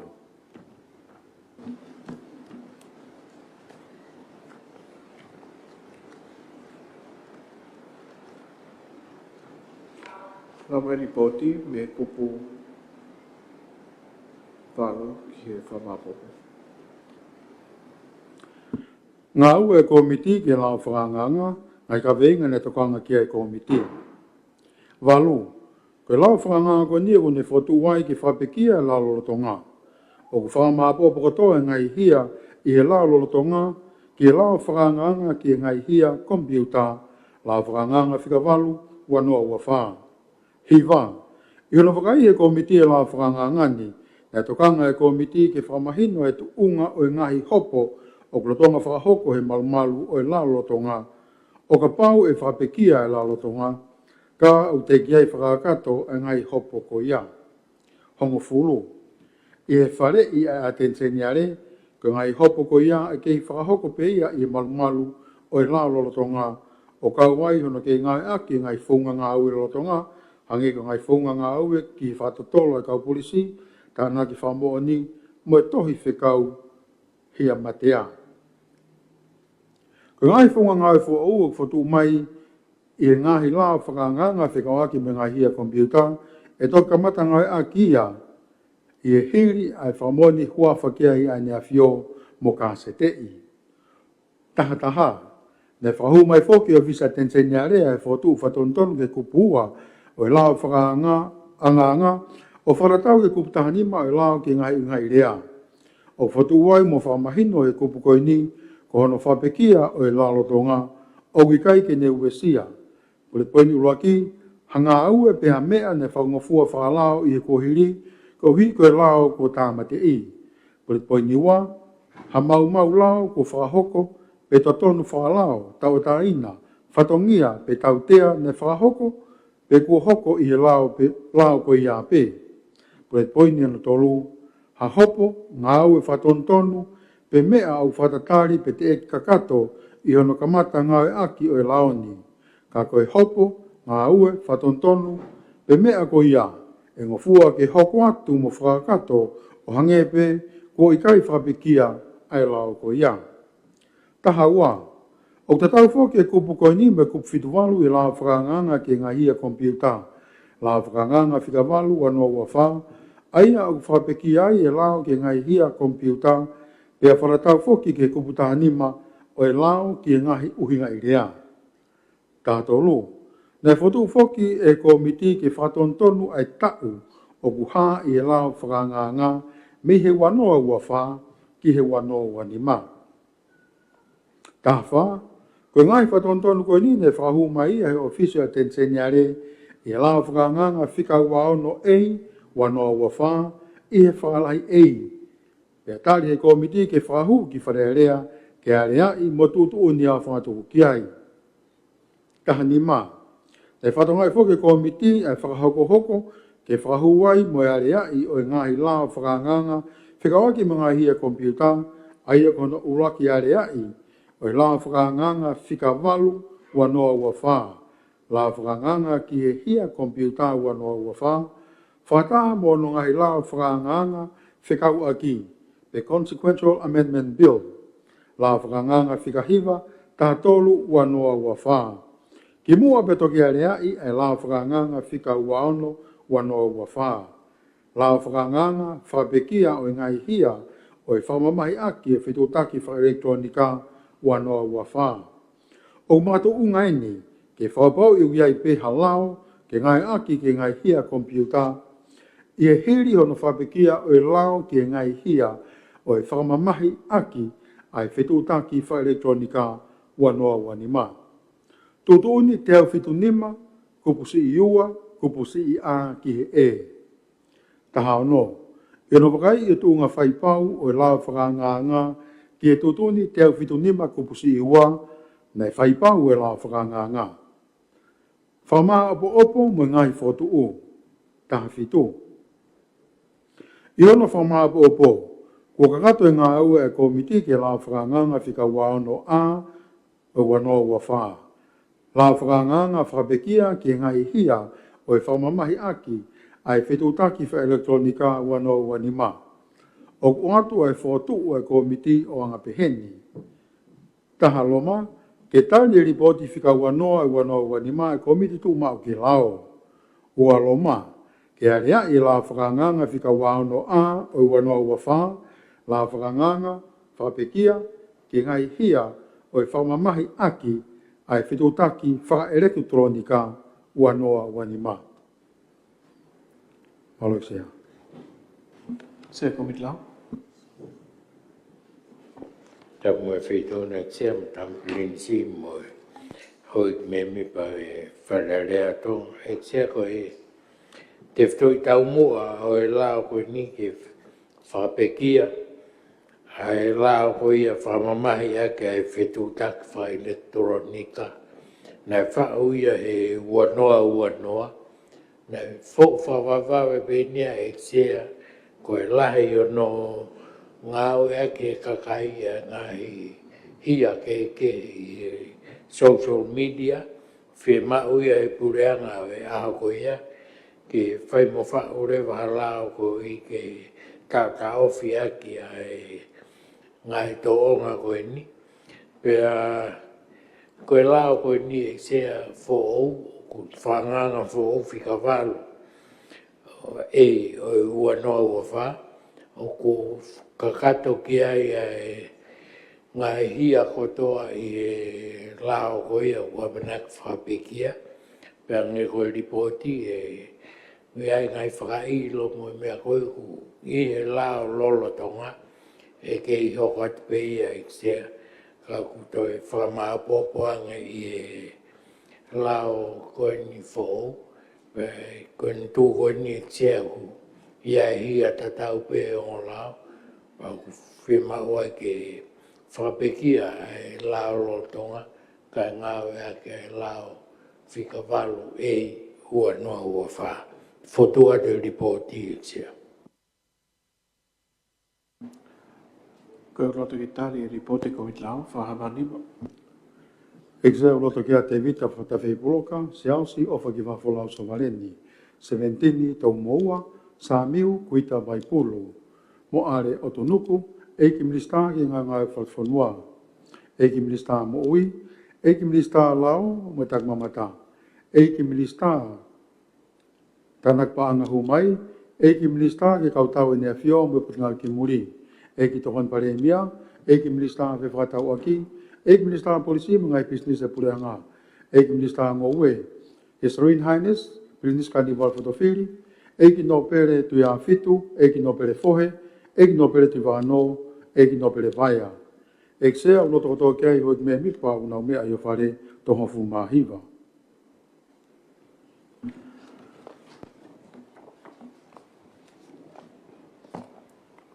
Hoki ta hoka ke lewa ki he lawhanganga whapekia ki ngā hia o whamamahi aki ai whetutaki wha elektronika ai nei o si lau luaki mō patu hifu ke komiti lau pa un whawhoki mai ki lau tō ua. Kalaki, lau tō ua. La whanganga whapekia ki ngā hia o whamamahi aki ai whetutaki wha elektronika ua noa ua nima. Koe lao whakanganga ki a lao ki whapekia ai lao ki ngai hia o e whamamahi aki o e whetutaki wha elektronika wanoa. O kutoto oni e tu i mo e wharerea tonga i e whataharea o e pureanga o pehe.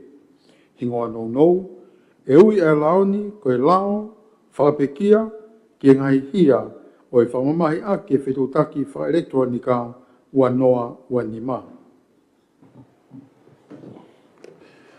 Tame petuna eksia ange pe ko mea ko lao fa sieni lao no ni ma fika wa me te viton lao ko kore pe ke tu ifo mo ke komika kato mala de se Koro te tari fotu ki tu hifo la whanganga ki he komika kato whatapa mani ripoti lao whahamanima. Eksea uloto kia te vita whatape puloka se ausi ofa ki wafolau sa vareni 17 tau moua sa miu kuita vai pulu mo are o tonuku. Ki minista ki ngā ngai whautwhanua, ki minista mo ui, ki minista tak mamata mo e lao, ki minista tanak pānga humai, ki minista ki kautau e nea fio mo e pot ngā ki muri, ki tohon paremia, ki minista whewhatau aki, ki minista polisi mo ngai business e pureanga, ki minista ngowe, His Royal Highness, Prinis Carnival Fotofili, ki no pere tuia fitu, ki no pere fohe, Eki no pere tivano, eki no pere vaia. Eksea o loto kotoa kia i hoek me mipa o ngau mea i o whare toha fu mahiva. Hoi koe whapoin whalan tas ni tata hoki ai koe report e komit lau whika wa fitu wa whiwa nima. Whika akpa me lau whika wa nima a wa whiwa wha la whaanga whatonton ke o pat meni. Koe lau whaanganga tā taha eni. Koe ke karaki ki lau mai ripoti kom lau. Aho nima o me wanoa wanima. Loto a whanua, eksea wharearea tonga nuk alofa. Eksea, ripoti whika ua fitu o e wanoa wanima e komiti tu mau ki lau. O kou whaapa mo whahokwatu e ripoti whika ua fitu o e wanoa wanima e komiti tu mau ki lau. O whika wake ripoti mo e lau whakanganga whika wanima a o wanoa ua wha. La whakanganga whatontonu ki he ompatimeni wanoa ua wha. Whakaapa atu, whamoni hingoa ki ai, ono po sa miu, kuita vai pulu, sea o komitu mau ki lao.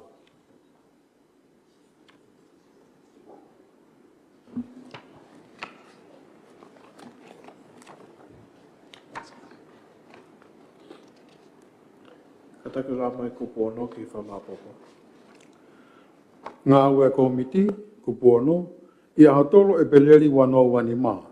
Ne whataha e komiti ke wakai e la whakanganga. Ne whakamala alai e whakawafunga i taimina ne whaua e la whakanganga ki mua pia fuafua whakahu mai ki e wharearea. Ne whakatahai mo e ompatmeni pe ne osi whakau foki e la whakanganga ki ngai kupu whikau aki e pureanga mo e sektoa tau taha ke whakahu mai a ngai whatuu submissions. Ne gai ke whakahuangi a ngai whatuu whakaukau. E tōtō nia e komiti ke whahauka prokalama talatala noa e komiti mo ka kai e whanua. Prokalama talatala noa, fitu. E whotōtoa e komiti ke whahauka prokalama talatala noa mo ka kai i a wike e ua. Pea ke tukuhake la whakanganga i he ope, tua sila interneti ai wharearea mo pesi Facebook ai wharearea. Nei whawhe ia i ngai kupu whekau aki pa mo kakai o whanua ke whahu mai hangai whotu whakaukau submissions. Pea ke whahu wange ki e komiti i ngai whaunga koe ni. Pule poini uraki formu wha elektronika. Pule poini ua email ki e wharearea @parliament.gov.to. Pule poini whikatolu whotu utohi o whatua sila ki e komiti lao. Pule poini whikawha whitutaki telefoni ki e ofisi o i wharearea. Valu, ia atahau no e peleri wano wenimana e kamatai hono whaata ai kakai e whanua ke whahu mai hangai whotu whakaukau o au ki autou noa e peleri wano wenima. E kakato e waha taimi koe ni, nei kai ke whahu mai hangai whotu whakaukau ki he komiti.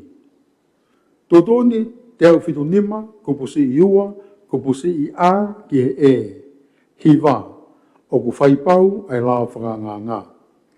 Whamaapo opo me ngai whotu umi he komiti.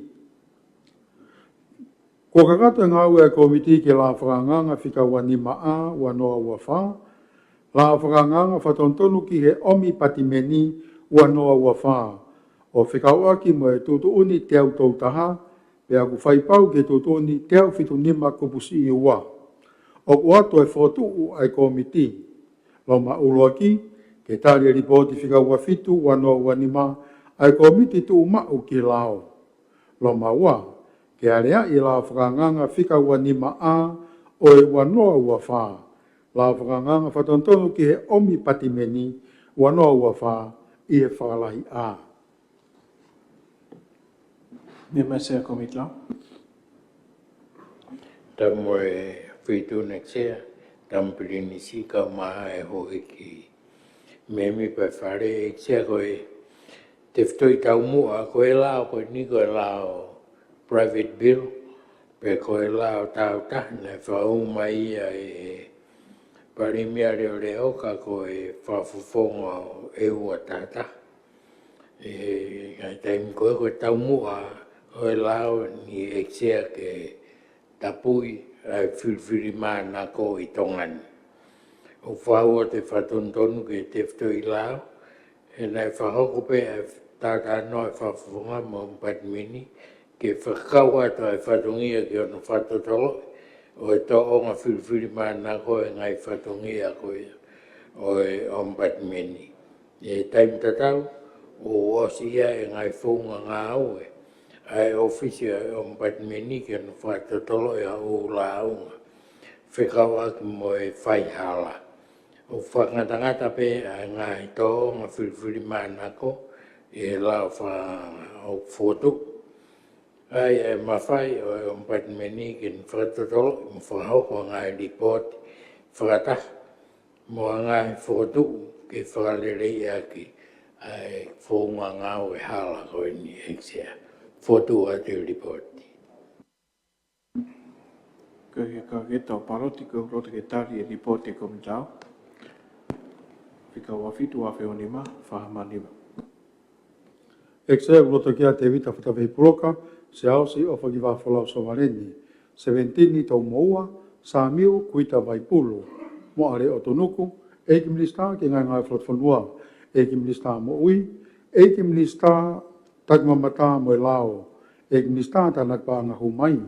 Eiki minista ke kautau e nea fio, o pot ngā ki muri, eiki tokon pare mia, eiki minista ve whakatau aki, eiki minista polisi, mga business e pureanga. Eiki minista ngowe, His Serene Highness, Pirinis Kaniwa Whatawhiri, eiki no pere tu ia fitu, eiki no pere fohe, eiki no pere tu wano, eiki no pere vaia. Eiki sea, loto kotoa kia ia huek mea mipa, o nau mea i o whare toko hofu mahiva. Ewa koe lau whanganga koe ni, na e whahu mai whawhonga, a tahono o ka topa wafe ua wha, pea tui whaseaki e Komiti Lao ke veti he a ua walu o ka topa wafe ua wha, pea nai whahu mai ki wharerean ke lau uwake a uwake o e pereri wafe ua wha. Koe kakato ni ngawe ai Komiti Lao, hiri no lau uwaki, whahu mai a hongi lau ua. ko ki karaki la to o mai la fa nga fa ton ki on pat mini La whakanganga whatontonu ki o Batmeni, wanoa wanima. Ko lao whakanganga ki a lao ki whatontonu e lao ki o Batmeni, ke tapui e whiwhiri mana ko i ngahi e ria pau, pe tuku atu e mawhai ki ona whatotoloi o hanga au e whiwhiri mana ko, o ngahi urunganga ke whawhepaki ki o Batmeni, pe a mua ngai mea whikau aki. O kutuni he tui, me whare rea o tonga, i e whataha rea e pure ngā o pehe. I ngoa nou, e ui a laoni, koe lao whatontonu ki o Batmeni, wanoa wanima.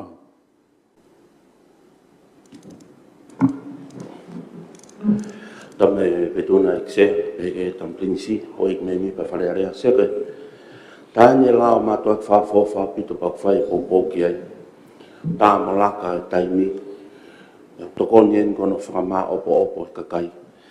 Kore pe sea pe lapa pe ki tuifu ke komiti kakato.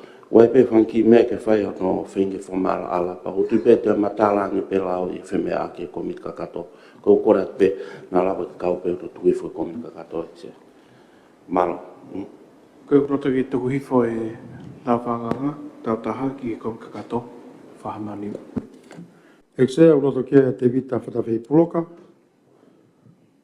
17 i tau moua, sa miu kuita vaipulu, mo are o tunuku, se ausi o whaki whafolau so vareni, eiki milista ki ngai ngai whawhanua, eiki milista mo ui, eiki milista tangwa mata mo e lao, eiki milista tanak paanga humai, eiki milista ki kautau e nea fio, pe mo pot ngā ki muri, eiki tokon paremia, eiki milista whewhakatau aki, eiki milista polisi mga business e pureanga, eiki milista ngowe.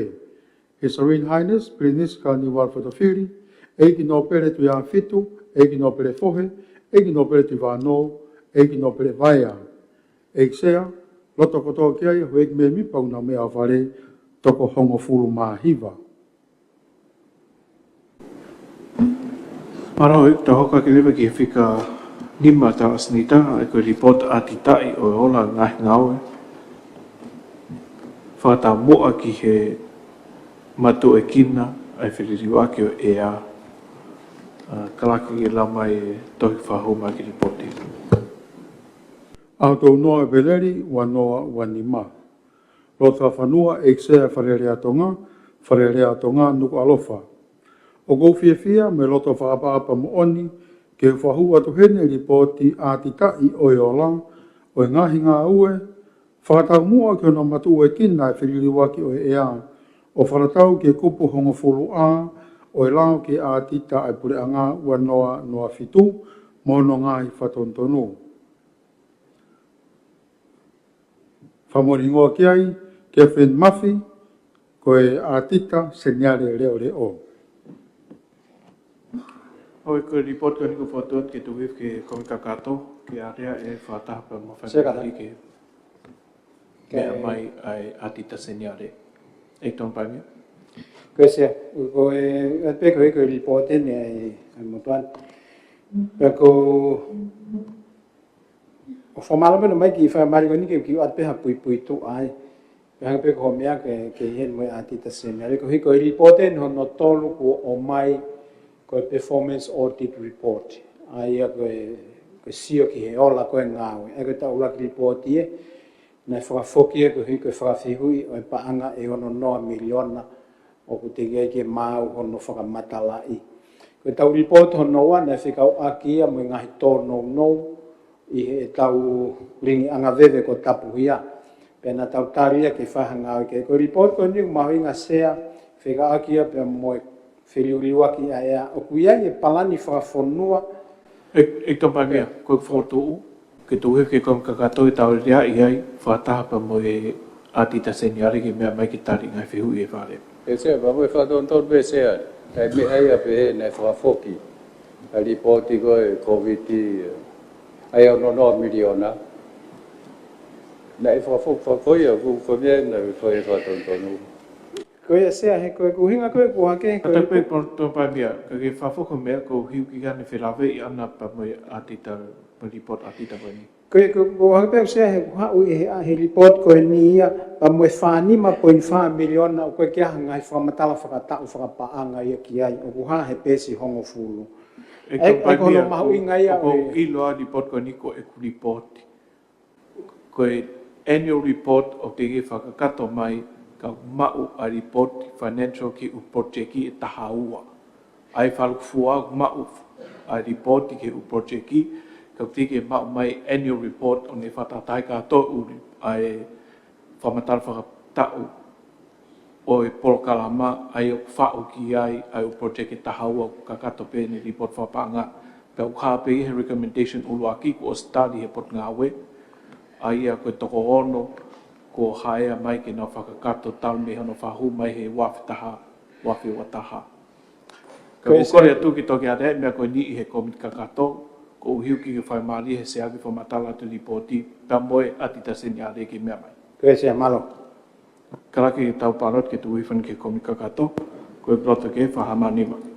E se au loto kia te vita whatawhi broka, se ausi ofa ki wafolau so wareni, se ventini tau moua, mo are o tunuku, e ki mlista ki ngā ngā whatwhanua, e ki mlista mo ui, e ki mlista takmamata mo e lao, e ki mlista tanak pānga hu mai, e ki mlista ki kautau e nea fio, me pot ngā ki muri, e ki toko ni pare mia, e ki mlista pe whatau aki, e ki mlista ki ngai businessi, ai pure ngā mo mlista polisi, e ki mlista ngō we. E ki no pere tu ia fitu, e ki no pere fohe, e ki no pere vaea. E sea o loto kia toko ngofu maono. Koe kui kai loto ki tu hifo ripoti ke komika kato, whahamanima. E sea o ki kai a whaha loto ki ai.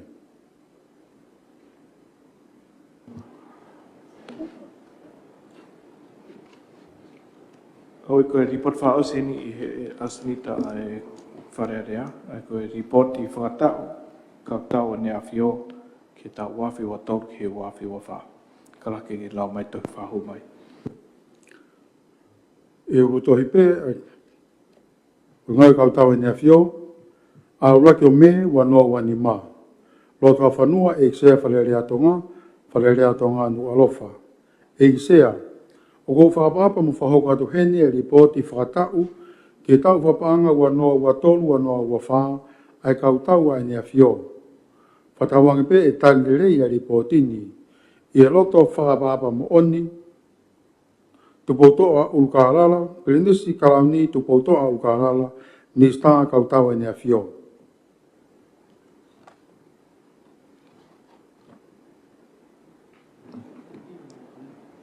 E ni sta kau tau ne a whio. Topi e sea, topi e. Pari mea reo, tapu mo hoi ki mi mea wha. Mai whare. Kong whaho te ripoti whatau e. Kau ni a whio, wa tolu, wa wha. Ua mau e katau e nau ngau e whapatapoto a ki pānga o wangi e wharin. Au sia e maru atonga mo. Tau whatungi e whimaru e aki. O tau mai whanua ka ngā api. Ka wate mō mea i wheke pēsi whawhitu o hae mai whamore. O whawaro vai vai mātakta. Nei whakako me atita ki ngai ngau e whaha. Taimi ko i siulai o awhi wanoa ki sune o awhi watolu. Pea kono ola ne tari wheu ki e kotau ki e komiti pānga e wharen. E ata whito maasi. Pea koko at pēhe nau ngau e ke whalere e mai isiu nea o ke atita. Pea nei kai more ha pānga o e whato mai pe ke whalere e ngai. Whunga ngau e.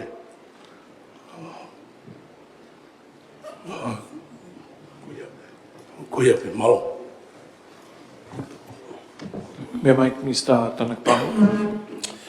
Tama e whaituna ki sea e tam prinsip whatapuat ki he e paremia leo ka mai hoi ki o whalere atonga sea. Whamalo pe ki he ki mlista taumalu i ane a whio. Ai au ne te tonga i pia mo e pot ngau i ki muri sea. Koe ripoti whakatau ko ni wa stufa. Pea ko si wakai kai mātuan. Ko kai whamalo i he whakakato mai whamatala. Kai pehe ki fua whatongia sea. mai no pe o toka maria me kotoa o via ia fotu atse ke tari report ia ko ni malo detse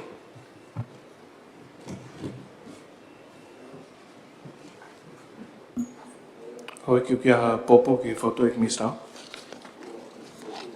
Ko ki kalaki ki tau parot, ko proto ki tari a report whakatau, kau tau ni a whio ki wafi watopi wafa whahamanima.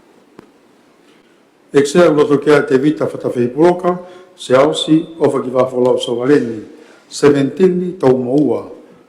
Mo are o tunuku, eiki minista, ngai ngā whawatwhanua, eiki minista mo ui, eiki minista lao mo tak mamata, eiki minista tanak paanga humai, eiki minista kau tau e nefio mo pot ngā ki muri, eiki tokon pare mia, eiki minista vi whakatau aki, eiki minista polisi mo ngai business e pulea ngā, eiki minista ngowe, His Serene Highness, Prinis Kangi Walfotofiri, eiki no pere tu ia fitu, eiki no pere fohe, eiki no pere tu wano, eiki no pere vaia, se roto ke tu hofu mawalo. Koe pi kai roto ki he report whatau, whahamanima. Ek sea ko hia whaharoto ki ai.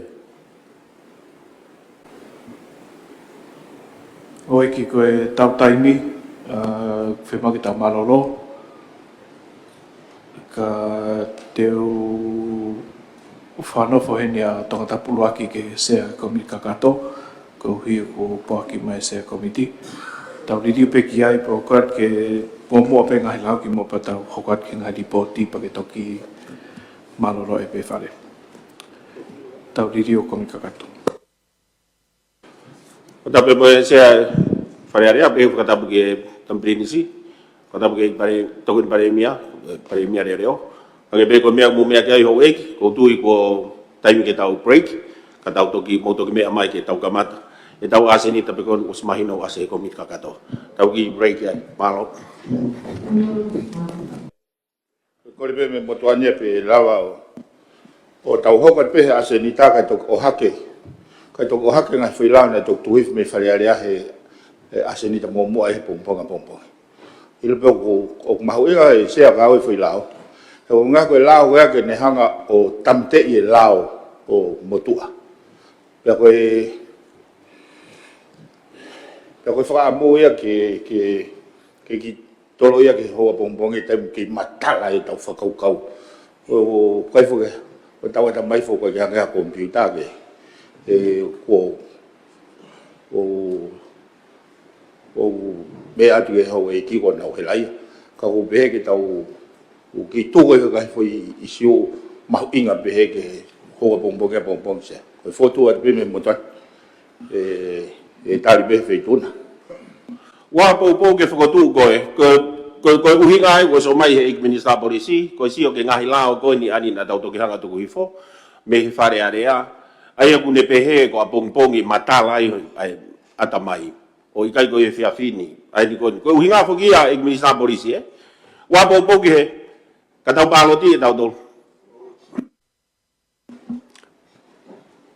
Mea mai, tau tolu. Sea, tapu pango e tōna i wama e tampinisi, ho eiki. Tua pe o pepe pou ia ko i ngā peke, whaha whemea aki, whakaluku fua i he ngahi whui lao mo ni ka consequential amendment, ko ka ki alu whakataha i pe. Ko koe whaamu peke tau kamata ka pompong, hake koe kore he kumahuinga ke whaiha tari e lao ki mua, pia tāpo ni koni ha tau whare, malo se. Malo, koe koe pou e ki ai? Sea. I wawa atia.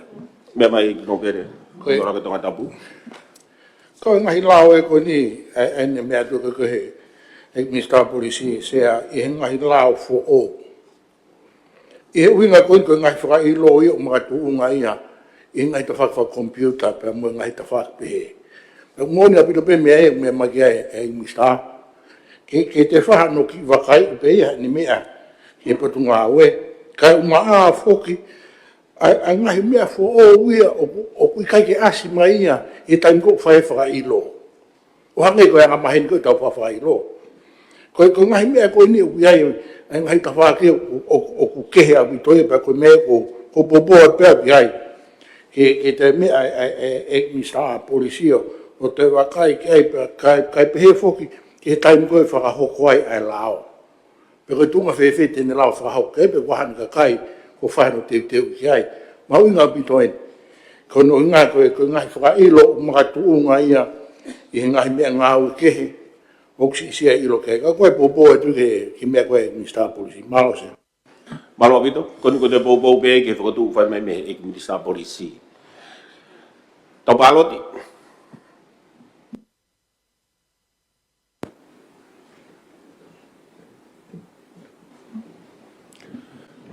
kata ke ko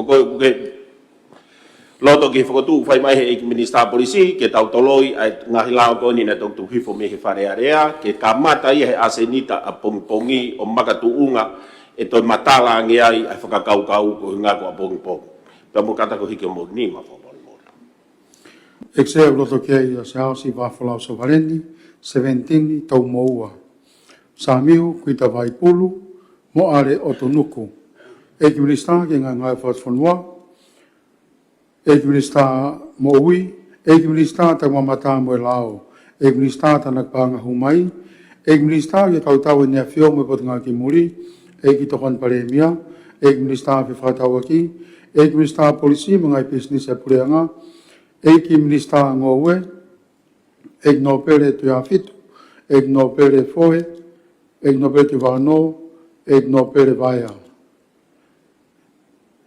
Loto ke e toko hongo fulu maa fitu. malo ya ta loto ke Ika ia taha e whakaro to ke ai.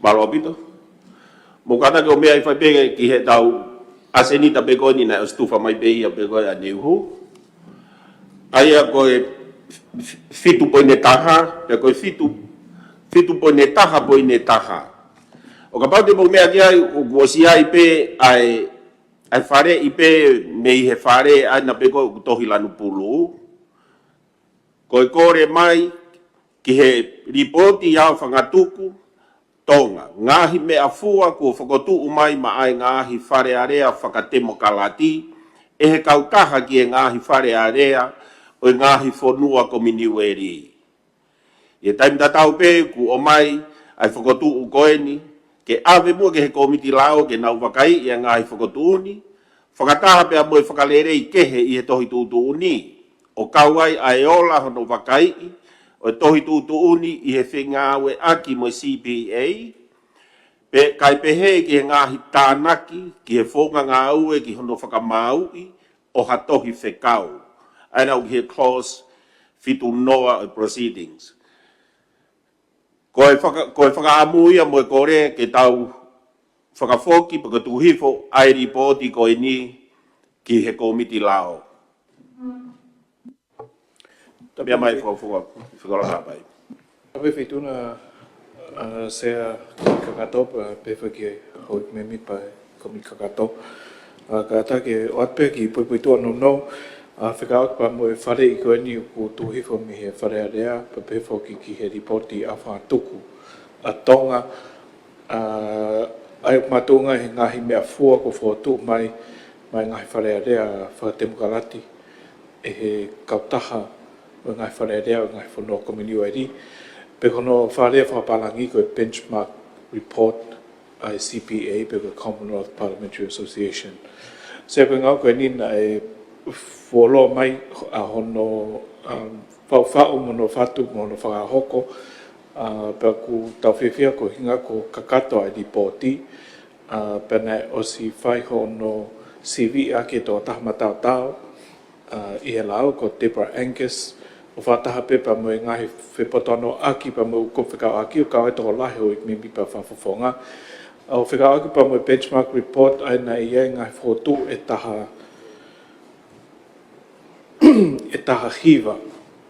Pa ke tau mua ngahi report ko e ni ke te rere i ange e whahoko ngā ue whakatemo kalati ai wharearea.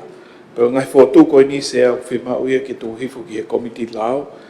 Ke nau CCV e whaunga hono whahoko ai ngahi whotu tahiwa e tau toi tutuni pe ko fotu ke didiu e tau ngai lao whekau aki pa moe moro whengai ki whawhiofi i tau tau ke ki he benchmark pe ko ngahi whakatu o mai. Ai kono whanono sea ko whimau ke tali e komit kakato ke tuku hifo ngā wen ki he komit lao ke nā toku whaau i ki angi ai whakatu o pe ko hai whonga e whahoko he wharen pe loto whare ki whahoko a ki ngā ririu. Ko mea pe tahi whatongai sea neongo ku taha hiwa ngai whotu o smahino pe geni ihe ngai whotu u e kai pe ki tāri tongan. Pau ke ngai whotu u tau ke tau ngau e au ke ngai whotu mahau tike ke tai ke tau whakahoko. Ka i ono awha tuku ko ngau e ke whahoko i he komiti lao ano whau mai ai ngahi ni riu koen ke whahoko ke tok tutuni awha tuki e whare i hana o mai nau reporti. Ko ngau ai report ko ni sea o whekau akia pia moe ngahi whaunga ngau e o tike ke tau mak whekau aki pia moe kupu whitoa o konistu tone ai kono whakamau i hataha aki hatohi whekau i whareareani ai ku hape ngahi totonu koe ni i tau konistu tone ka tike ke au e tau ngahi toi tutuni mo ngahi tutuni koe tau toi tutuni kia tuunga o ku whawhia maarie. Pai ne peheu kia ngahi keisi sea o ku lotonga whakatatari ka o lewa kua mahino a hono whakarerei tau toi tutuni. Pau kau pe ngai ka venga ko ngau o haloto pe i loto i ripoti koe ni me CPA ngahi fotu koe ni e tahi wha i whatongia ngau koe ape koe ki he sea ai komiti lao pa moe ni komiti. Ai ko mea peta sea ko tanak whakaukau at ke kau i he kawenga ngau hono whakaukau i whaluk fua e tato hitu tōni i he review koe ni. Ulu aki o kei whakaukau ke ko whotupeni aku ko se wharearea ke whakaukau i komiti ke iai ha whaiwhekau wharearea. Ai kone tūhen taimini ko whaiwhekau whakatui me whaiwhekau i toitori. Kau kiai ai kutui pa moe ni ihi pe i he kainga lotu ke iai halakanga pehe i wharearea. Pa i he ngai wharearea koni i tō preanga o ku i tō taha koe ni koe pastoral care. Peko hataha ku ne lava o mai hangahi whare whala maari pa pefo ki he tohang kina koe ni ai ata mai le rei pa mo mental welfare ai la pe ke o mai ha whainga support whala maari pe wha ata mai o i kai whangata pe ki he sea pa mo hui whafonga ai whare area kau ke pa mo kau ngau koe ni whare area ko hui mahino koe nā tūla koe politiki ma ngāu koe ni wharearea o lape ki stressful ke tō taha ko tōpe. Ko tui maha koe whainga lau maarie, lawa ke tokoni, ke tau ngāwe. Koe tawha koe ki hono whakakato koe ne tutun ngāu e pa moe wahe mo mea pehe ke tok whotutu peo whao mahi komiti lao ke tok tālanga i ono awha tōko. Kau pehe ka venga koe tūk mauinga ke tāna ke toi pehe taim kōku whaho koe wharerei koe ke toi tutuni. E koe tūk maha koe mea rereo ka pau, e kai ngata pe i he ne awhio pēr moe nihi koe ni tautori kai kawat mo wharearea i he whai se akare koe ni. Ke malui pe tau malui whala maari kai lalo pe mo malu koe ni ngai tutun ngau koe ni whare. Sea koe kono whaosi pe ia, pēo kepe mo e tānaki atu ki he ripoti koe. Ni koe uhi koe whaamu ke wharere tau tohi tutuni ki moa pa tau mātuku atu ki he whiri, ke hu mai pe tau wharere whaou o ngā wei ai tohi tutuni whaou o ko makatuunga hono wharere i me ngahi whotu koe me ni komini wari pa ma ngai whakau ke pe tānaki atu me hoi whawhonga. Ke tānaki mai report koe ni ke o mai ki whareni o i kaitoe wholoangi e hato noa koe ni o sule. Ai o ka pātari whan ke tūhiwha e kawe ngau koe ni, ko pake report mai komit lao ki moe hato noa sune, ke time lahi pe ke tok fa hoko ngai liu mo ngai talanga ko ia ki mo pa malolo te fa ki tofi di fa rea ai ko ngai fa mo pe se po pot ke ngai ka be ko ni pa mo lipo ti tu hif ke komit la malo se malo ko io e ki Tabu e whito na ba tabu e hoi me pa komita to. Ia to tap tol. O kada. Popo at peo ke foto ko ke ave ke komita o ke ta no ai fa fe me a ke o ik me mi pa pa to ki. O mai e ka we be ngai me be ke hange pe ko me o ik me a bai. Hange ko na ai fo ke foto ke tali time ko we ai hakoloa ai va henga e kai leo ke kauia hange ko koloa ai pureanga e na sai fe me ake ko yo mantu be na e ha ko resolution ni na Italia ai be na mai ko nga pe pau ke li wai tu ni ko we a be fa ka pe ko aluia ki he conditions ko constituency fund ai na hange ko ni ko pau ka me ale project e no foi ai to i tau pepe wa hinga o poko me le ko na fa tau nge me he fa le e anta ia I he anta ia he assets ko ai pure anga tau hi ko e fa le pa nga ko nga pe ni ke pe wa me ai se a ko fa le ka ko fa no pe le ha pai pe na fa fa tu ton ke pe ka mo ni ho no fa kai fa ta e no ave con che comiti lao Malo sih. Tapi itu na. Minister tanak pa. Ke nga pe me ko me ma tong tap tolu e se ke foto ko na tu hifo ke comiti kakato.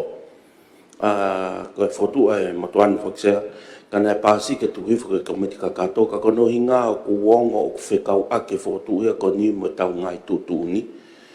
Kapau o ku pe o komiti kakato ko ke tuku atu mo ia ke femea ke komiti lao to ke hafata o ku tau tani pe motuani se kapau ko whakaukau ia e rei ke avere ke ngā na to ke e ku ha mai e pau ke ai hanga i liu ke tau fonga ngā we kapau e tali kapau ko ia patuku atu mo ia ke komiti lao ko tuku atu pe se whakaukau se ko whamanot ki he whafonga tangtap toru no hake isu ko ni ko hio pulo tonga I he asni ta ia o hange ko mea ko ni ikmi sta tanak paanga o ke ani foto ano pulo tonga I kom kakato ka mau fa poto ke tuhi fa taha pe mo ia ke komiti lao he ko hi ko taimeni ko fa hoko fa le ki ta to tutuni popot se Maro bito ko foko tu ko ua he taim io e ki premier reo ia se ko importe ni mahu inga au pito ia ne hanga ia whakalave mai ai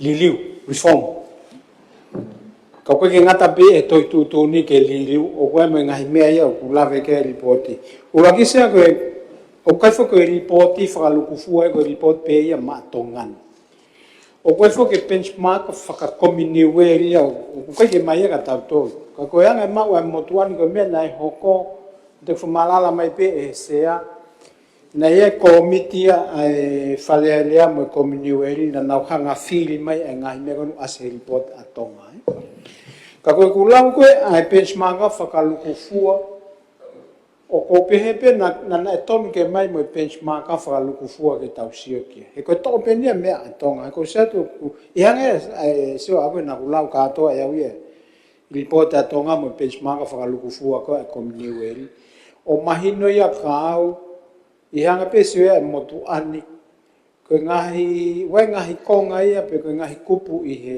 benchmark whalufua ko pehe pe ia mo hanga pe fehui pe totonu nai ke toi o mai mo u mea ia ko ia ke whakakau ki he ripoti ko ni ko benchmark mea pe nia tongani na fili he ko miti ko ni ka he kamatanga fuina ko ki mai ia I he to hu me ni wanoa wafe uoa ka ko tuina na o mai ni ke fale ala ki mo ai ripoti falufu ka ko hanga e fehui a ko ia ke time ko ave ko ke komiti lao pe o mai mo benchmark fa ka luku fua ko ai komniwe e ko me ko to ta hai vai ko me ai me ko tu ku he o lahi e benchmark ka ko sio he benchmark o lahi o me to si Australia ta to tau fai Malo bare mi reo.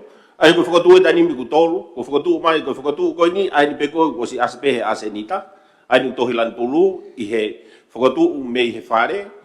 Ai ni to tana ki mai ni o wa ke fokotu atonga taputolu ke kawai ai issue ko ni ko ka venga ko ni me afeka aki mo koloa ko tu mo mea ipe ai tohi fehu I na fai e fokafonga tonga tapu fa. Ko ni ku ke fokotu umai ke to tana ki mai pe a mo u benchmark ai o ngari o kai kawia I he mea koe ke ave ka to ai ke komiti lao. Pe ke ki whanongo pe ka wha matala ke os. Ai ko tahai ko hono wa ko mea konu tau whiri o ke whekau aki kātoa ia mo mea e komiti lao mono whatongi. O koe u mea ia heni o ngari ko u mea ia e komiti kehe. Ko ata whakatata. Ko e whotu ulua ki whakaai e kau mai ai ngahi kulupu whakekehe society. E kono whapapalangi upehe should continue to work in encouraging political participation of marginalized groups. O koe ki ahani mea nevi au kia pa mo e tōtu tūni. Ka pati tu ala ki whakatata e ta. E ko whotu e kono nima. O tala mai tōton ke whakamálohia e mau mawhai wāhenga ke whakaata ia. Ke hau whotu e tau wāhenga. Koe ka mea ke komiti lao, ko mea ke komiti paanga. Wai mai whotu e tahai mui heni ke u whatatātua ki peko tuka whi whotu hea o ku mahu inga ke whotu koho no taha nima. Totonu ke whotu e whareareha komison tawa taina ki ngai totonu ai tangata mo sino ngā ka kata ke no whakawhipaki e tai whai totonu I waweta. Ai ku hinga ki he tau mea koe nu whai koe lotoni I he ngahi mea ki whingak mo lao ngā pe totonu ki awe ka komison o tawa taina. Pati mea ki hono whapapalangi Tanima. The legislature should establish an independent human rights commission in fully operational. Ai ko uhinga kia, ya. Ai ko gango e ku wakai aku ya ese ko pati tau ave ni ke komiti lao, e sio pe komiti lao e ke mea ko whingak mo toi tutu ni pe ke ngawe ke toenga. Ka ko report a tonga ai ko o si to na tor me pe te ha mea ke fa no mono. Me he benchmark o ke mai e kātoa ka ko manatu ya ke sio ko pehe au ia na ton ke toi tana ki mai me foi me ai wata ai ko tu malo ku te wa no mahalo whakaluku fua ko e ngai foi benchmark ka tau to ta hi o sio ia o pe ku to na ke kau mai mo wata ka ko ngai me lai fua ke mo committee system ko e fale ai ko me ia ku ulua ki pe toton ke e mai be mo e benchmark fa lu fu tan ko alo ke komiti lao ke sio fa lu fu ki ngai me ko pa ko hono wa o ko ngai me ya heni pe toton ke fa mo tau sio ta to ki ai pe ange ia ki he komiti totonu pa to ki alo to nga ke komiti lao pa ko fa ta pe ke me ulu aki na ta o si ma u heni ai me he ka kai fe fine o tonga ni ko na report mo na foto pe ia nai ha kau whakafofonga makehe oi. Ak whikau aki me whotuulu aki. Ha kau whakafofonga makehe oi. Ka kai whewhine. Ange ha fo I whika. Piko ha whahinga mea pehe. E ko se kau whakafonga henu nau nofo I whahinga tala no. Ka koe ange whakakau. Na fuwawe ake tau ave ki he komiti lao. Ka tau tuhu ki tau tala no I tahataha ngai mea pa tau veteki ai. Ko mea ia e komiti totona tangata. Ko mea komiti ko mea ki he komiti lao. Ia tonga taptol? Ko mea konu mahino nei whai tālanga, whai whemea ki hen. Pea tatau pe pa mo whotua toa tapu whāga o eki minista. O pau o aike te mai hari pot ke, pau ke whahu mai ke wharea lea. Patu hei whai ke komi kakato, ka nato alfata. E tu e tai nimi, ko ripoti ko e tai nimi, pea mo e whotu ko nei o hake e minista ko e whawhonga toa tapu whaa. O kulotoka I he komit kakato ia. Ai te taurau tō whai tūtūni, o pai whakataha I nau. Ko mea mahuinga he ni sea, ai ko hinga ke sio ai komiti lao, ko ha ai mea e riri he tohi whehui, e mea e tohi tūtūni, ke ne reflect pe ne hanga o mao, e lau maari e koe ni ngahi mea o tuku mai. O koe hinga alia koe ki RA ke whawhika I paanga, I kai. ko uhinga pe ko fe he kupu e tu ni e whaka asi ai ke le whakamawhai ke whai e mea ko ia i he taimi o tom ke whai ai. Ko katoa u tu ni ko hange hanga i kupu i lao. Ka koutou ko uhinga pe a koe nei ai koe ke ngai komi lao. Ke nau sio ko ha ai liriu ke tu ni ke ne hanga capture pe te ne hanga o ngā wei pe te ne reflect ai ngā ue ko ia ngai fotu ko ia ke lava ko o toe lere iange ai whakahoko whatongia ko ni ai whare. Ko mea ke heia toki a rea i pe whiha e mea Remuneration Authority pia mo wala mea pe hei. Ka koe ni a whikao kia mo tau policy mo whikao kia mo tau tohi tutu ni ke tau sio pe wahai mea te hanga liriu ke lava mauai ai whia mau koe ni ngai recommendation pe ko whare i koe ni. Malo se. Malo. Se mahino pe kau ene uhinga anai. Uhinga hanga tonu ke tohi tutu ni ka ko uhinga ta ke he ripoti ko ngahi mea koe ne tahi wau no fotu mai o kai ke whikao aki katoa ia mo tohi tutu ni. O koe ngahi mea ia ai ko whehu i mai ke wharearea o tonga pa tau tānoa ke komit ka katoa pe whewhe. Angu uwhatata pe mea uaki. Te tau ai e marginalized group ke hai mea i wai ke whai ke ai. Ko mea koe ni ke fotu ha komisoni ma ke ke human rights ko mea ke hei koe ke asia toi tutu ni. Pa koe mea koe ni ke he remuneration. Koe u whehu i pehe ko uhinga wiki ai, u koe ka whehu i ke komit. Ka pati tau awen he taimini komit lao, e fok mai pe komiti lao ia, mo mea i whea mo toi tutu ni tene ke tala noe ke toi ngai u whehu fotu. O uhinga ka pe te tau lama au tahataha he ripoti ke tau sio. Se ko toko ne kuiki mea kun tokan ke e tokan pai mea. Mea mai. Ko hi ko e angepe ko e mea kun ne whamarang ko ni he whawhonga tonga tap tolu. Ko mo ni ia. Ko mahino ko ngahi fotu u me fotu whika uruaki ke fotu hono tahiwa. O kia ngai fotu ki ke whapatonu ki he ngāwe ko ni ai komiti lao. Ka ko whatatak pe fotu uruaki. Ke tau moe fotu uruaki ki ta whai ai ni i koni whawhonga ai wharearea ke nau kau mai ki he ngāwe whapotikare. Au whatatak ki ko whawhine tosi hono whawhonga ki nau toi wharearea. Pene pehereba ko e uhinga e fotu uruaki e ke tau whai ai ki nau tonu. Kono fusia o koe ni ai fotu whika uruaki ko ta whao halao ke whamalohi hoi whawhine ki nau kau mai ki wharearea. Wahangi ko temporary special measure kona me mai kia e tō pai mia. Kau mahina ko lau e ko ia o ke prosesia i he tau tutu ni ki ono whao ngai lau pa mono whakau mai hui whawhine. Ko mea ki whakau kau i he komiti lau se ku hi e kamata he ngau i he tau ngahi foi. E tau ngahi tutun wharearea pa i ono wha osi ko ha meimi pa whawhonga pe ki ne whahu mahala whanganga pe ko ha fotu me preanga ki nau mahala whanganga ke fusi au ai whaka amkoko mai he kupu i he fotu whika uruaki. Se ko whatata pe ko hinga mau inga ki tau whatongai ko ngā koe ni ki whamukamata. Pa kono kamata i koe ngā ue e whatu mai ia pa mokotaki mai i he komiti lao. E kono tō te nau whao mai lao whanganga pe ko nau whao mai ngahi ririu ke fotu mai ke whare ke tari i he ririu koe ni tau toi tutu ni. Mahi me pa uhinga le rei a mea ko tōn ke mea me ke e tōn pai mea. Ko mea pena mea ke ki mua whekawaki pa me kakato koe ai ngahi fotu koe ni upma o koe he CPA ki he benchmark assessment ni. O tau whiwhia ko uhi kono CV koe tau demokratia whatatau ki CPA pe koe nongai fotu e tau ngeau pe whiwhia. Pāsia tonga. Ko whai konga pene taha whalu o tau tono noa na fotu mai tau wharerei. Aia koe tau angani hono whamasila e tau whonga ngāu whatemukalati. O mai ngahi fotu e taha whalu ke tau whakaukau ki toi lele iangi e tau pe toi temukalati iangi. Ai whonga ngāu e koe ni ai wharea rea. Ai ko hingau ki ke o mai toinga ko hi ko mea penu whimau ke tau tongan ki ai. Ai ki taha whalu pe kona na fotu mai koe peuk toi. Toinga ngahi benchmark na tau was passed na tau ai se was approved here. Ko popo pe au ka pau ku loto pepure angai ki nau tāra ngai pe toi wahe ai ka venga ngau koe i recommendation e taha ki tahiwa. Ka ko tui koe kamata ko hui ko sisi taimi whamatuki he komiti lao o mai nau ripoti pa tau tau veteki ai. Ko hui pau ke kamata ki point of action pe ko recommendation o CCV pa mo sawea he komiti lao pa toi whai moe nau tāra noa ki he ngai kuwhekau aki. Ko hui koe fotu ulu aki e ki nau whakaukau pe a nau tolu komiti lao.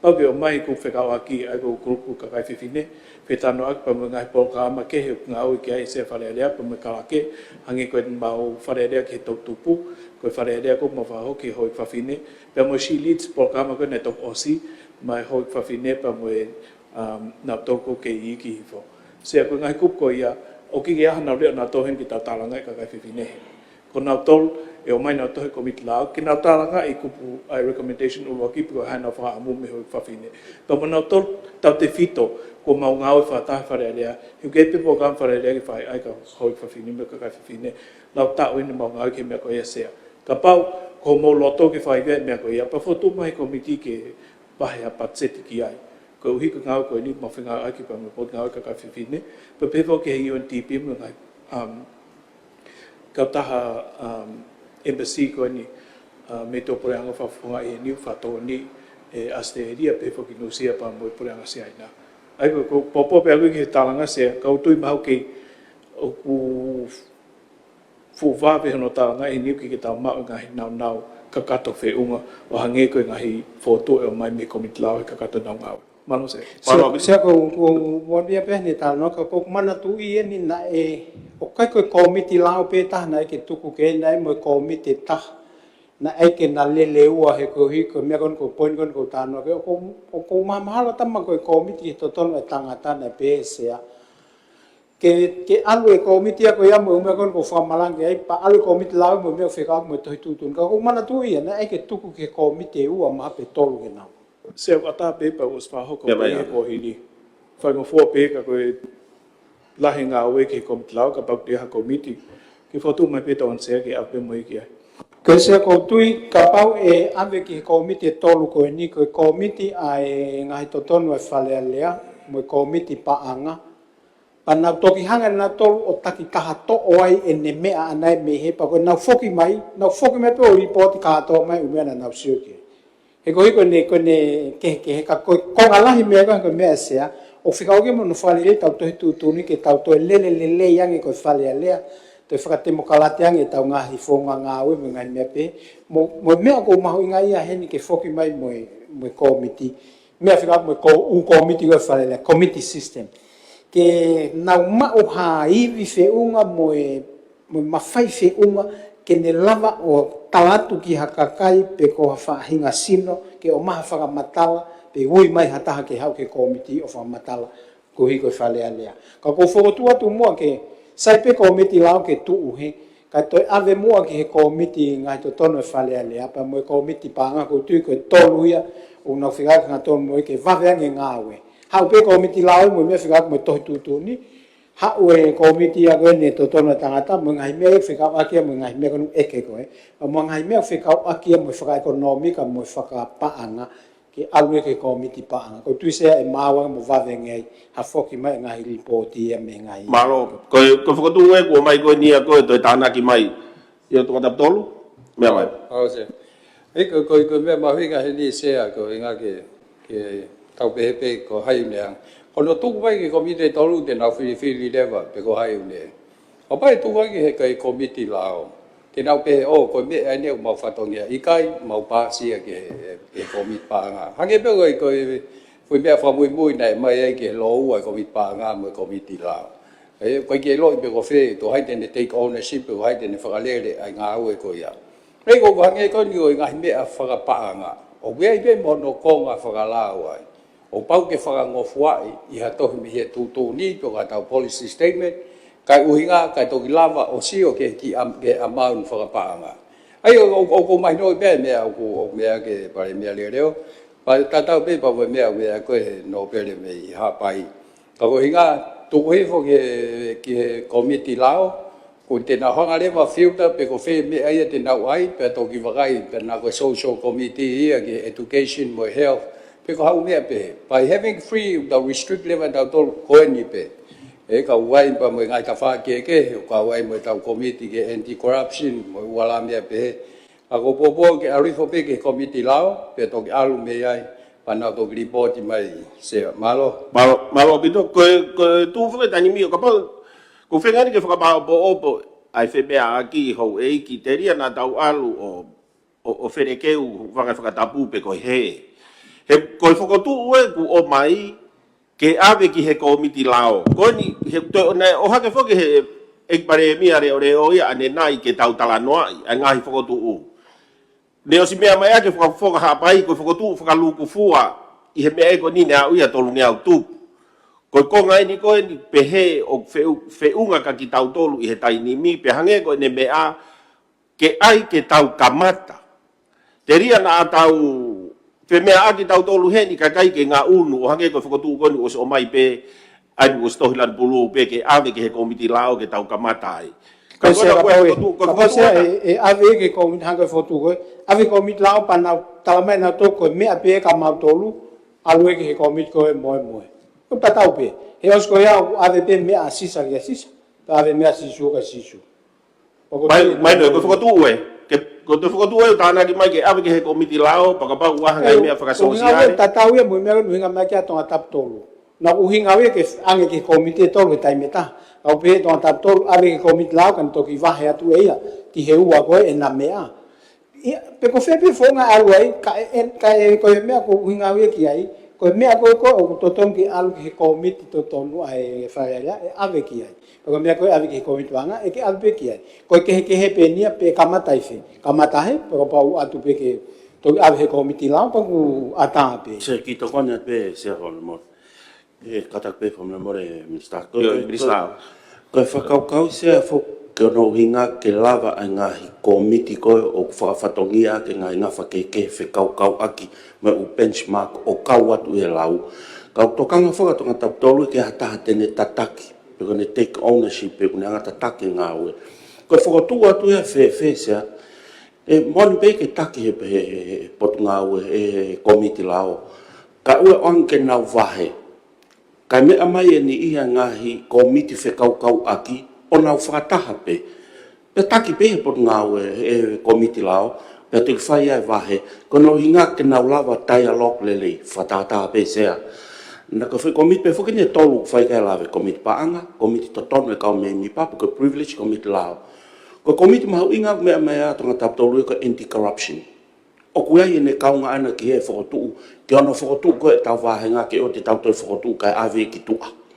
Aia ko pehe au ko ne mahu inga ia ko ke tuku, ke taki pehe potu he potunga e komiti lao, kai ui mai ai ngai komiti whekaukau aki, pia nau whakataha o tu whai ai vahe sea. Ko whakotuu uia, ko tui au e te nau lava o dialogue lelei ai, ko hai uhinga o ave benchmark ki he komiti, pe mo amanaki o e ola te nau whoki mai mo ia.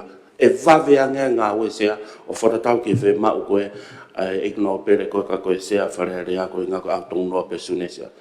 Mo poua tia maros. Maro, ko, io, ik minister, whi whakatau. Tapu me whiruna sea tapa mo e hau me mepa komiti kakato.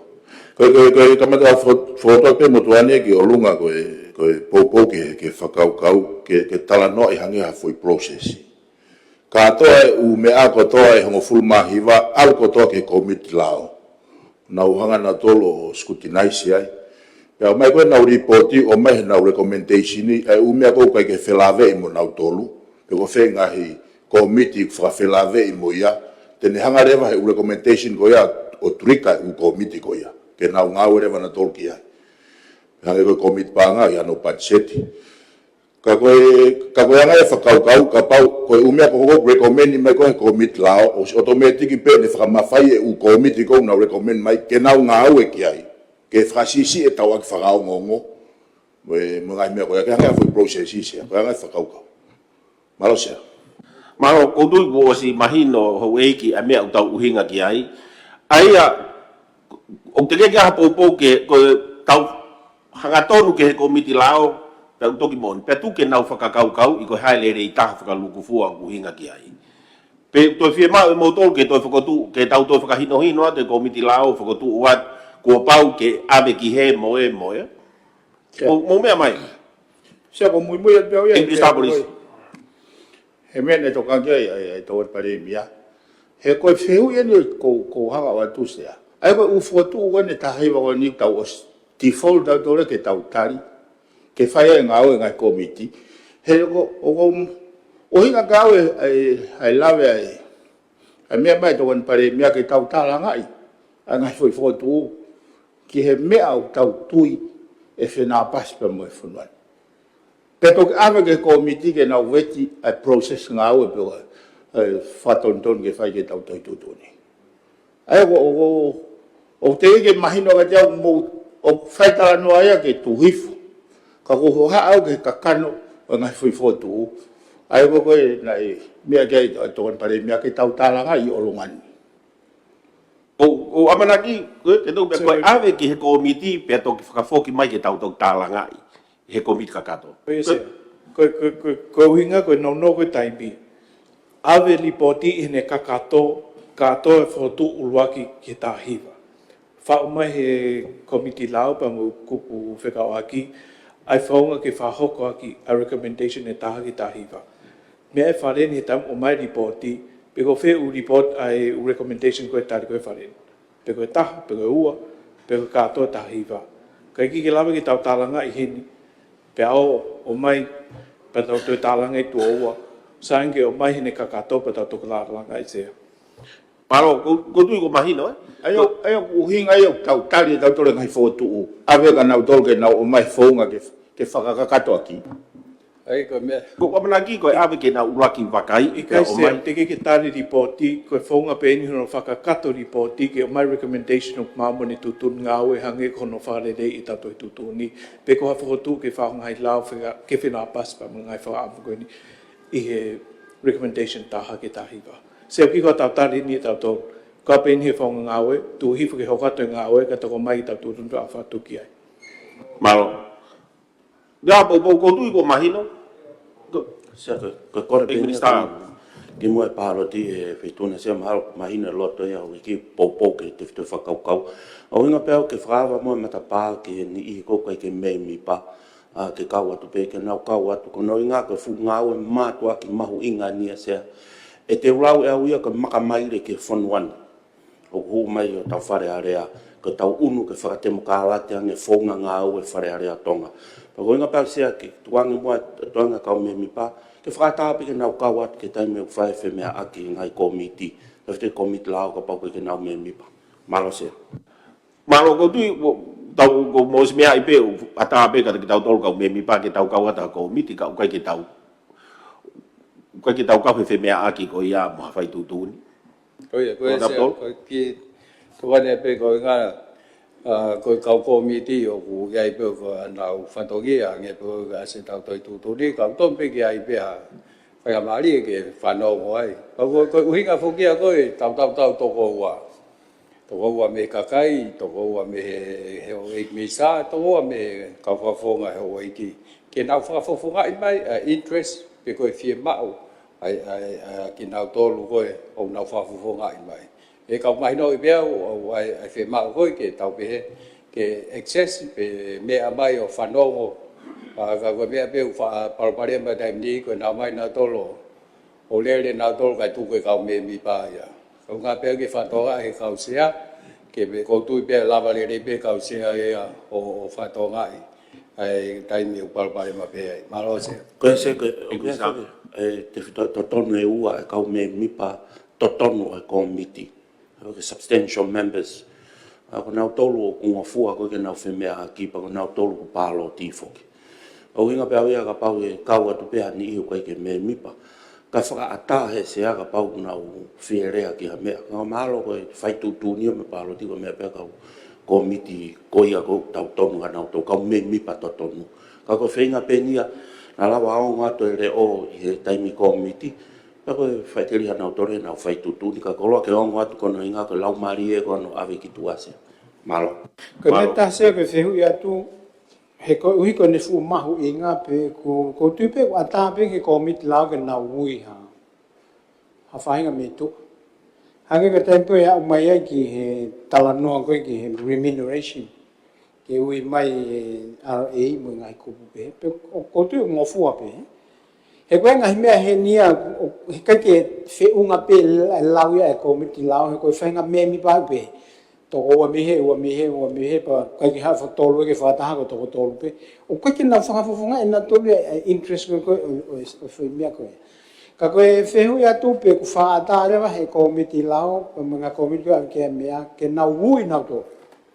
tu ke o mai ha ko technical fa tau ke pe mo no wa ke ai hatai me ke na wo o foki mai mon na hangen ko tau ngai report ki mo o se tau ta te ke foki mai ya ya ko na suka ha pe fok me fo nga ha pai ulo me fo ko ha pai ai pau ke o mai a report ko ni ha to no asume ko na mo me ma be ki ai o ko tu mo us mea i pe o wanga mai ni ake ngahi komiti pe ko uhinga ia a me ai ka na tolu ai ata ko ke na wanga to ui mai hataha me tu a ke to koni ke nga o ko tu be os mai no pe me ko ya ma ro ko tu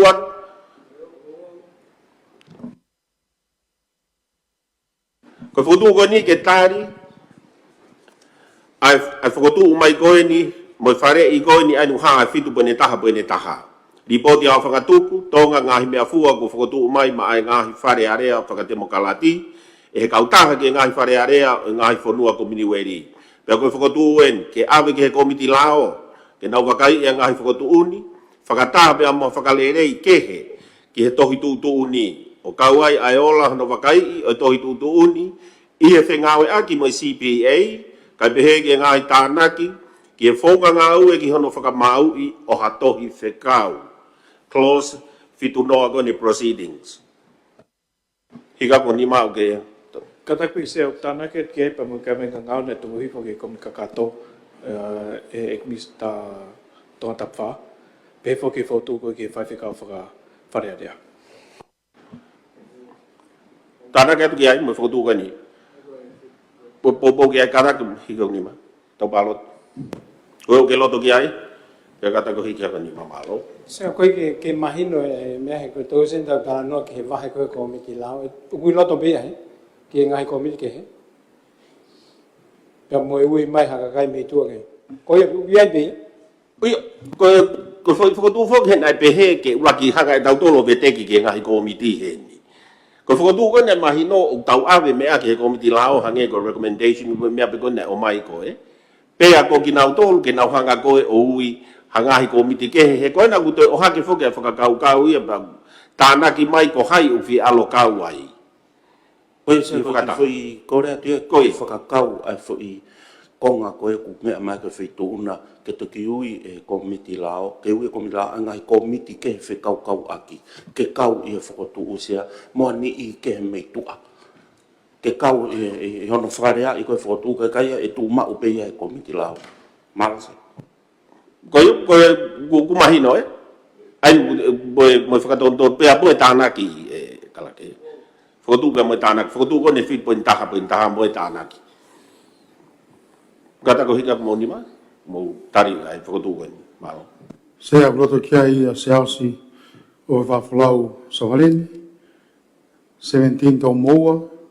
Sa miu ki uta Waipulu. Mo ale o tonuku.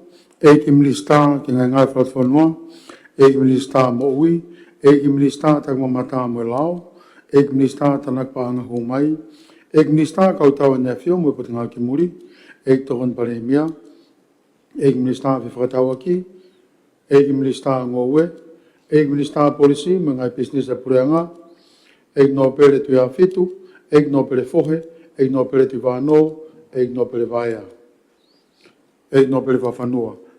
Se o roto ke to hon fu mavalu. Malo wa ta loto. Iga ia fa haro to ke ai. Malo opito mo me hi fo ho e ki he tau asenita fitu po ne taha po ne wa. O alu o a ki he fitu po ne taha po ne tolu ono. Ko ngahi whakamatala, whakatau, whakapotu ngā ue, o ku whiunga mo i ripoti e tolu ngofulu maa nima. Au tau whiunga... Sia ko kora mo tau hoko tau tolu ke koe na peu aspea asenita. Ko ha u ripoti e tau lama e whewini pa tau ngatai hoko tau pongpong. He kulahi mea te mai me ngahi lao. Ka ko fotu ap sia ke tau whakamama mo me fwoi whakakau koe tau tari whakalukufu ape ngahi mea. O kuia e uhinga hono mai ngahi ripoti ke tau lau. Pangapang hot ko tau tono no ko tai lau ko ko rat mo lau mo ai ripoti ka tau lava ti pe ti ai o ko me ai situ ta po ni ripoti ki mo ri ati ta senia o alu ai he ko hinga ko no fa o mai nga ripoti ke tau tala no ke ko konga ia o tariui a poti tau tafa ta to o tari fa rufu ta tala no ke to ka ke hano au anai a fa e tariui he faren to de te ka fa ko tu e tar fa lu fu ko kina pe ke mo me dia he te aser me ngai ripoti o wano o wa to ka ko kuiga ka tau kamata ko ya se ka pa o wa ha o ko tu ia ke tar fa lu fu ko mai wa to lu fa ta ha ia ke tau tala no ke ka ko au se ko kore ta ko mo te tau fa ai ngai fotu pe he ke tar fa lu fu pe he ka u fe ia tau tala no ke ngai ripoti he wa hinga no fa o mai ki he ni he na o nge pa nge ngai ke pe ko fe pe tau fa pa nga ka ko pa nga ia pasetina mai pa kono report mai ai ngawe ko na fa ia pa tu pe ke tau tala no ke tu ha no ko nga pa tau ko malo fit pone taha pone wa po tu ngawe ki muri report wano wa tolu wano wa fa e me mai Vince Clowney ka ko minister ki muri malo Tapi eksia. Tapi mo pare mi are oreo. Tapi te hot me mi po fare alea tata. Ka fa wa to no e pe e ripote por ngau ki muri ta o afe wa tolu wa fa. Fufu ape ko fo mai no be a sisi ange panga tana ki ke panga na ngau ya ki e was pe pe spa giva. Kono inga na ikai fatamu a pu ngau ni ke tana panga. Pengai peusi be fuke ngai me ala tana ki. O totongi pe no whanga passport mo visa. Ka wikai ko ngau e hala ki panga. O ngau e pe funga tana ki loto e mawhaina e tuange. O na su me pe ko mit panga faren e ata fido masi fe me aki e. Na tari pe funga ngai fotu atita. O ki laisi ange tafa po family ona e mai. Ai pasiriko e humai ko e tau po inval. Vai lai ange e whakatoa ai senitiu. Vai lai ange ngai office ki muri. Me visete fit noa e tau noa. E o whinga pe ke whapalani sifo ke ono noa whanoa. Ki muri pe ka ngā pe ngā maui ngai. Toko ni ko me ulu ofisi ualo fani. E o aspe ngai whamore ko ape si wataha e mai panga hua tu. Nā pore i ngau e tau ko ia o atolu a wha. E no e tolahi ko e kau ngau e. Au ase pe si tātolu me tā wha. E tu e kau ngau e. Hiki tō pe se tu wangu fulu. Vai. O keke no wai. Au vai ngai wa te fito ko e whola waki. Ai tangata i whanua, wa whao ko ngā ue, wa polo to kolom e wātu tunu ngā ue, wātu pure ngā. Me ngai pore ke pe ke ngā ue, na e hulu hake ngai tau wanga mahini. Wasi e pesi watolu. Kako whawhatai pe, ke whaiia mo popo e, wharen ke putu ngā ue ki muri. Tona mo a tau kei ngā ue, mo ngai whangamari ako. Ke na pangapanga maari e pe ai, ngai taki. E tunga ke kotoa pe. Ue kau ngā ue u loto poto e nau whaifatongia, neunga ngai pore. Ue atakai ngā ue pe. I mamani uoma ngea e, moene whetongtongi. Kau nau whaope no whatongia, angi kono. Whaloloa e kau ngā ue ne amanak ki nau malolo, whatolonga atu e tau kei. Ngā ue wā. O whatatau mo e tōlahi mo e. O whaoko whaile tōranika e ngahi whataha. Ki lahi ane ngai whataha o tāna ki ai o tau reo. Whatatau ke tōlahi mo e tau alalawa wholau. Mo ngau e wāwhiangi mo e ngai potkau e ke he. Ki hoko e ngau whetokona ki ke puria e tōko si mo e. Nono whamea ngau e. E ko tau ni ne tuaki atu e tunga e hongo furu. E koe toko ono noa ne tohe mai ki ai. O whai mo e wakai ke ofisi supa. Kai toki ripoti mai ke whātutun ki a kabineti. E ui hei bea manak lere ki potu ngā weni. E o whotutu pe pura ngai ki hoko tō whatu.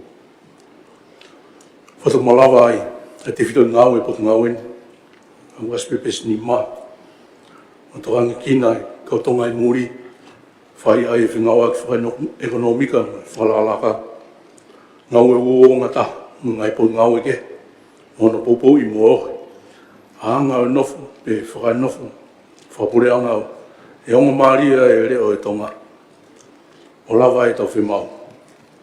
Pe wanga mau e potu ngau eni, ki nau ngau e whunga, o tāu me loto, me whaunga e whunua. O kokole rei me ngai tariti, konversio me whakai lao whamaman laki. Ke malu tau taina me tu maria, e pure anga te pō me whunua. O whia ki o whamalala pe tari whehui, koe tari oi ke whare, malo. Malo, ko palo ke minister. Iyo, e kia paremia reo.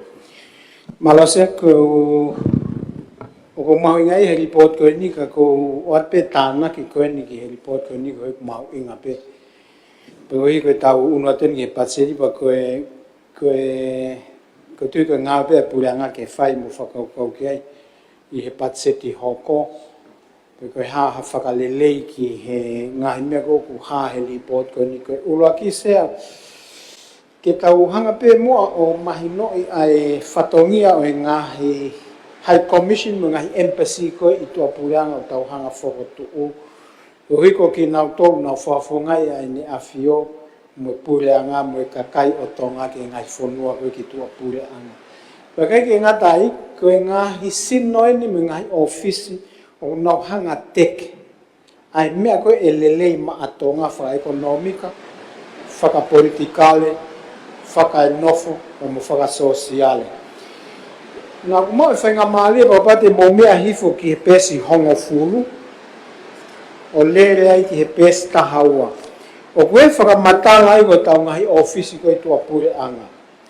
Sea nau lawa atu pa kau tāna ki o peheni ki he report koe ni, nau lawa atu o sio pa kau whakatata angi pe e tau ofisi koe kutu koe I Kempela, Australia. Aho nau whatongia koe whakahoko ai, a e nau sio I he tuunga koe ki ai a tonga mo nau whatongia koe ke whengae aki pa mo ngai whanua muri. Ko Kempela ku me iai e ngahi embassy mo ngahi High Commission ai ngahi whanua koe o tau toe kore tokoni ma ki nau tō. Kai ke ngatai o nau toe nofo o tokanga ki ngahi mea o ku whingau aki mo tau whewhakatau aki mo maunga oe pe koe Labour Mobility. Ka mo tau ngahi mea o whingau aki ma mo kakaitonga koe o nofo koe tua pure anga. O mahino mai me whamatala whakastatistika koe kakai e toko ua kilu tonga. Ai koe ku lava o lau, o nau nofu na tō I tonga, ka mei he whanua pe tolu, Amerika, New Zealand pa mo Australia. Koe kalanoa ni I Australia he koe hi I oku mahino ia koe mea lelei wha ekonomika, koe e whoki mea Australia oku lelei. Koe ape whatata koe ni sea I he tori. Koe ne tū koe taimini koe panga koe o mai koe e he tori ki tonga ni. O pulaka e he panga tokoni whakatau koe Australia o tonga mai ki tonga. Koe ate whika koe ni. I he wanoa taha walu, wanoa taha hiwa, panga toluono poine 5 miliona, nai mai he kautori. Ko peswi hai na katang. Sea koe ngai statistika ene he kuhanko lau koe u reporti mo. Poko at pewe koe statistika ene na sawe report koe e mia e tau kosi. O i o kai ko mea ia he ni ai mea, e putu ngāwe kono. O kai asia he ka ko quote me report koe e mia he tau kosi. O hae e whika ia koe ni. E koe whika ia koe ai koe kamata ia me he taha poine ua he wanoa taha ua ke wanoa taha tonu. Koe tau export koe ki Australia, poine ua poine 12 miliona pe. Koe tokoni koe Australia ki tonga ni, ua wala poine hiva miliona. Ke siki e. Koe whatongia ofisi koe ni ka pau e iai ai whatongia koe ni ke whakatau aki pe moe kumi ngawe, mo whikau aki koe pia ngahi kakaitonga koe na nofu Australia. Koe whapai pia poe no whota pe. Io ke tuku e pare mia leo, koe na iswahoko mai tama ai ne ripote ne pot mawe, ko mea rewai a pau kwa whiehui, ko mea mau tolu. Mo i he kabineti pe, ko ngā pe utau aru pe tai mi sea, kai to malanga fo o we report was mau Yo to koni mai e foto atu Italia report ya tu mo malanga gue minti ngo fulu ke fai ko me yana ke ne lau e reporti o tu o malanga he me mau ngai fonua o ko fa he le ta ngai pe malanga ko no mau fai o ko tu ka mo ko ta di te o ke ne lau malo lo pe kila lo fanongo mo pe te o to me ko mau ya ke fanonga ka kai mo fonua o to ko ma o fa tu o fa he le mo e ta ni hala o ke toi me no foko toi ai ho report o ko me ya au ke fa mau ko malanga me ya ko hinga tu ai ke fa ko ke se ke ne fai ko me ya ana ko ko ia fanongo ka wa fa tonton ko ko ya fa tonton me ape ilalo ka fa malanga ko fa tonton o to ai me mau inga to ta tol ko ka tonton ko ya ko tonton Halo sia, kage ko ura ne nai sia ko me ko ni fika mo fika ko i tu ai i he reporti ko ni nai o mai o i kai ke ton ke o mai ia ki ai. O ko le pe ki he pare mia. Tu ko fa na va ve o te ki to al ko i ta te pili ta o fa tonton na to i lave to ai to fa tonton e ta Halo mi sta polis fa tonton o fua ke te quote hafika mama me reporti ka pa ure de vede issue he ko me wana so malala mai se fa le ya ne o ko report na tare ta ko si ka ku hinga ko na ke ta ngau ke ta ta noi ke ngai makatunga mau ingai funua sai be mi sa ko tu pe ke to fa be fa malala tu pe kage ko nai me to ko sia ko fe ko pe si he kai ke ta fo ke ha ke pa ta la no ke fo me ai o kai ke ha fa nga ma li e toenga o ka me mi pa ke na si o ki ai io kapau ko uhinga ni malanga he pesi ko ne malanga na ne fa fe kau aki ai va fa tipilo politika mo ngai to koni mo ngai monu ia ma he fonwan tu wange malanga e ke alu pe la ro to da bisa polisi mahino ko ya ngai to o ko ene hanga o ngau e ake mata ifika o fe fa tau aki ai o ke asia he ripoti ko ya ko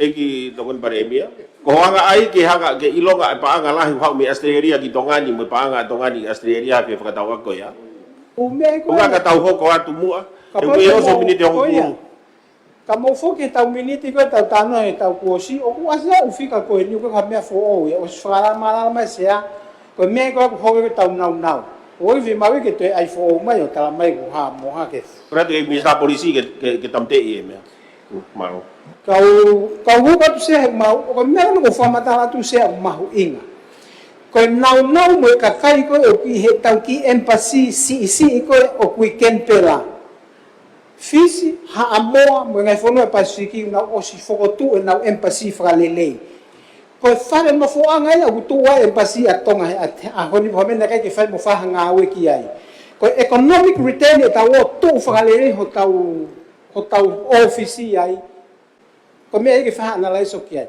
ka o ku iai ai ngahi embassy ki tau o kore ki ai ha tau paanga ke tori tau whala kalaka os me ai e mista kai ke ngatai ko fu fonua e ulahi ai e whenga maari e ngā ue ko ngai fa matala tu ane nai ai o mai e mista leo ko ha u e pacheti ha u ai ko fe ui pe ko fa ton ko fa ton nu he ke me mai ko he me ai o kai ke ka ui he me a kon talo to ke me hala ke fe mo mai no tuan me hala kata ki fa mo pe ki mo pe ka mi fulano fa me ha ke o lunga ko fa ton ko fa hele leu ko se fa le ko ikai ko se ai no me ai bu a ko ni fa ton nu to tap tolu ka tak ko fa ton nu se ko me ai ni ki pacheti apa me amai tampi ni si for tu mai ai ke ai ha ko high commissioner for all me ai ke pacheti ko report mai me na ho ko wa to lu fa ai fa to no ia se ka ta ko le tu ke ki pare mia leo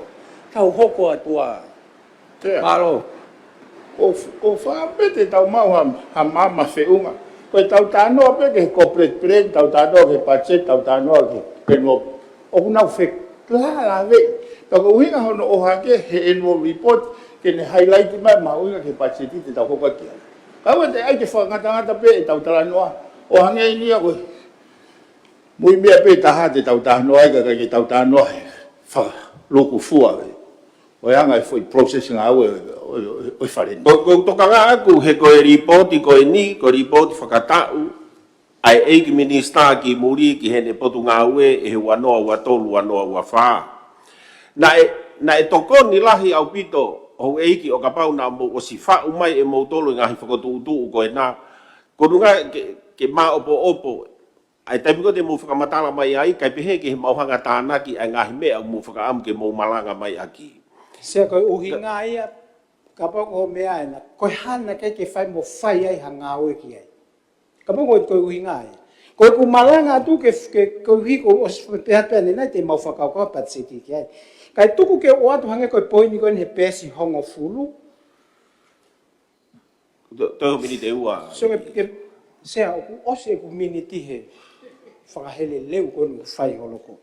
Tō mahu mini te whāga ai ki osi rea te mea. Ka pate mo se pēsi hongo fulu.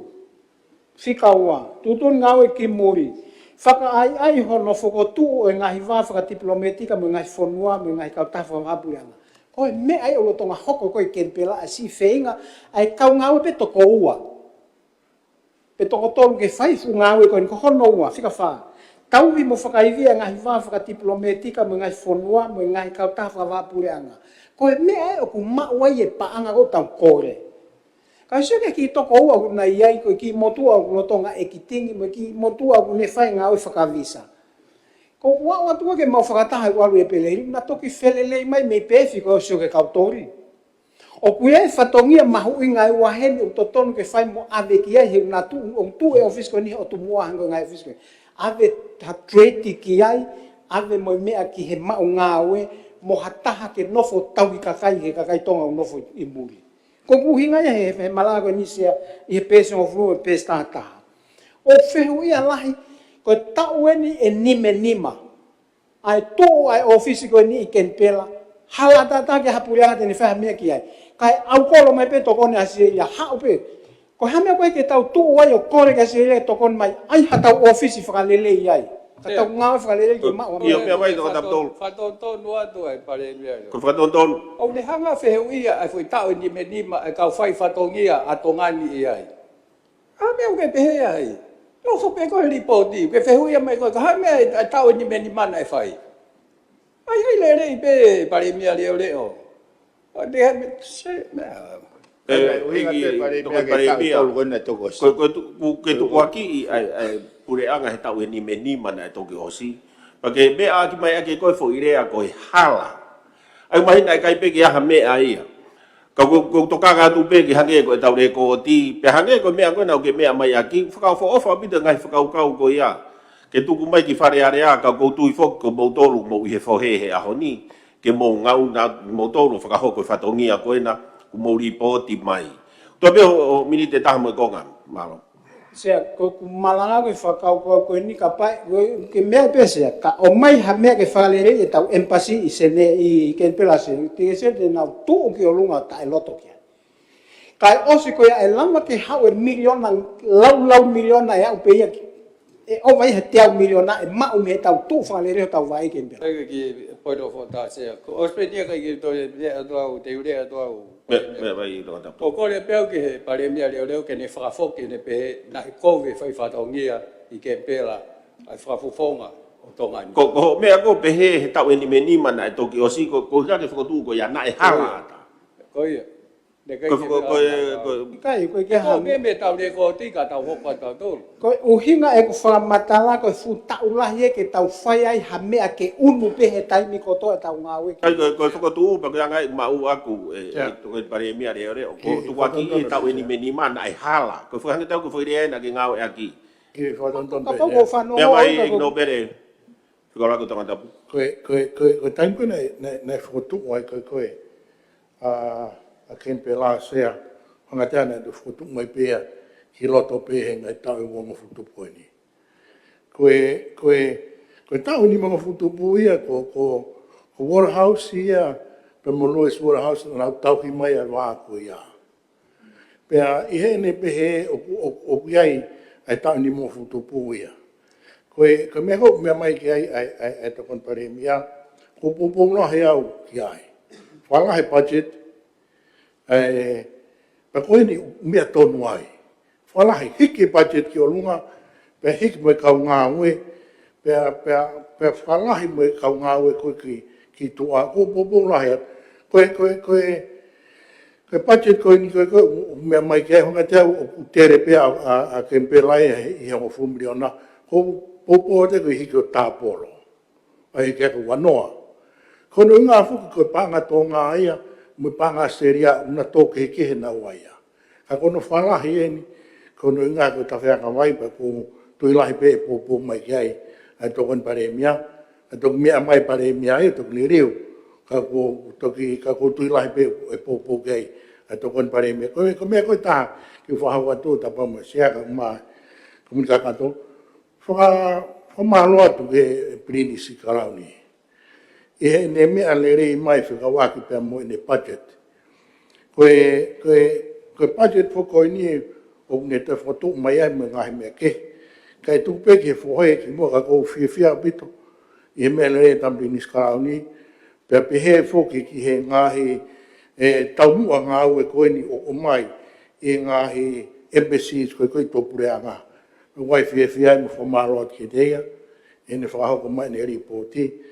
Ko toi ia mākai peheni he tokon pare mea ai whai wanoa miliona ke lawa ohi ki hake pacheti ke tau fo maro sea. Maro bito. Se na ko fa se peheni. Na lawa ko fa ta hape na mai tala no ko ni. Na ma ko mi sana al pe meni. O kore ki he taha office ko e fonua are pea.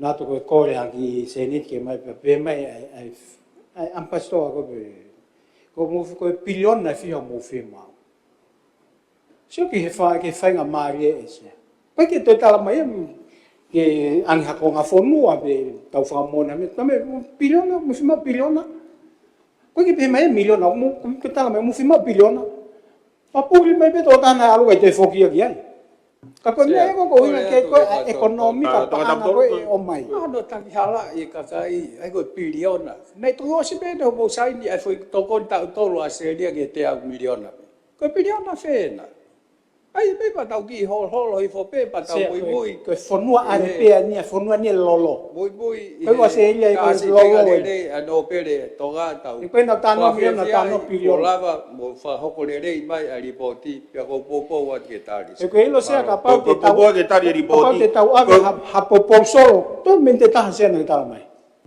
Ore wa ke tau ta ke ai ki whakapapau i mea koe ni. Nā ke mea mai o pehe, ko hai koa na ne mea mo whi mea aki o ne talatu ka tau whia mau ha piriona mau. Se, ko ha api polisi ni ke mo whakai ke au. Ko kaua he whia he ko I whika koe nā. Ai ke ko mea ko hinga te fu empasi koe ni. Koe ala te toko taha ki ai mi o tau ha o ngā pelo to whare ko tui pe koe. Koe kore mea ke whae ke tau ngā ue mahu ingai to ngani. Pehe mai, koe ke pehe mai pe koe miliona fia. Pehe mai ko biliona fia. Mini bilion yuan. Koe ke to pehe mai mo mai mo a tau whamona pepa. Koe ai peke mai. Sea. Oi, eu tô Tamo feito na sea tapa mo tampere ni si tapa mo karekin. Sea ko popo atau ki atonga tapa tol. Mai be information ni ke tau I loko to aki ai me ai tampere ni si pe mo faren. Ko hiko e whakamanaki ko ni ko mea mai aki he pare mea reo. Ure ko whakamanaki e whonua. Panai al whae kore. Ko piriona e whamanaki ma. Ko haina ne whae e ofa mai ko ia. Ko pupo au ke ofa sea. Ka pau ko mo oni patau kumi ki ai. Awe hatimi ki Australia ke na wo ki he embassy ko ni. Ke tana ke mai information ko ia. Peka paule wa mo oni, tato ne ta fato famore ke tato lo hani manoa miliono ke ta o kumi mai ke piriona, ai piriona ko ni se. E go hi ma hui nga pito fare se ke mai information tonu. Ko ka kai ko no fanongo mai e a ni se ki he fare area. O wefu amanaki la ko piriona ko ni e ma o mai ke fare area ke pureanga. Palo se. Se ko ki. Palo kataki e pare mea frausi mai to per secondi. Ko no ia ko funua ni ko ilo e au Australia. Funua ko ke sola ia ka ko me ko fama tala ia ko me torun pe ia. O fama e no to firmari tampi si ke ave ko trade officer au atonga ia Australia. Ka hanga o mai e piliona ko no tala no ke ani mo sio ki ai. ko tau ko lo miliona ko ke firma ka ka ko ni ang una ile tau fa ofa no si lo na to ka tau fo tu fa le tau office ke pela ke ti me ke ngari ko ane ni mano miliona ngantano ai ni mano miliona ka foki mai ni mano biliona ko mi ai Mau owe iyo Saya ignobere gawa tong atapu. saya kata ki mal pe que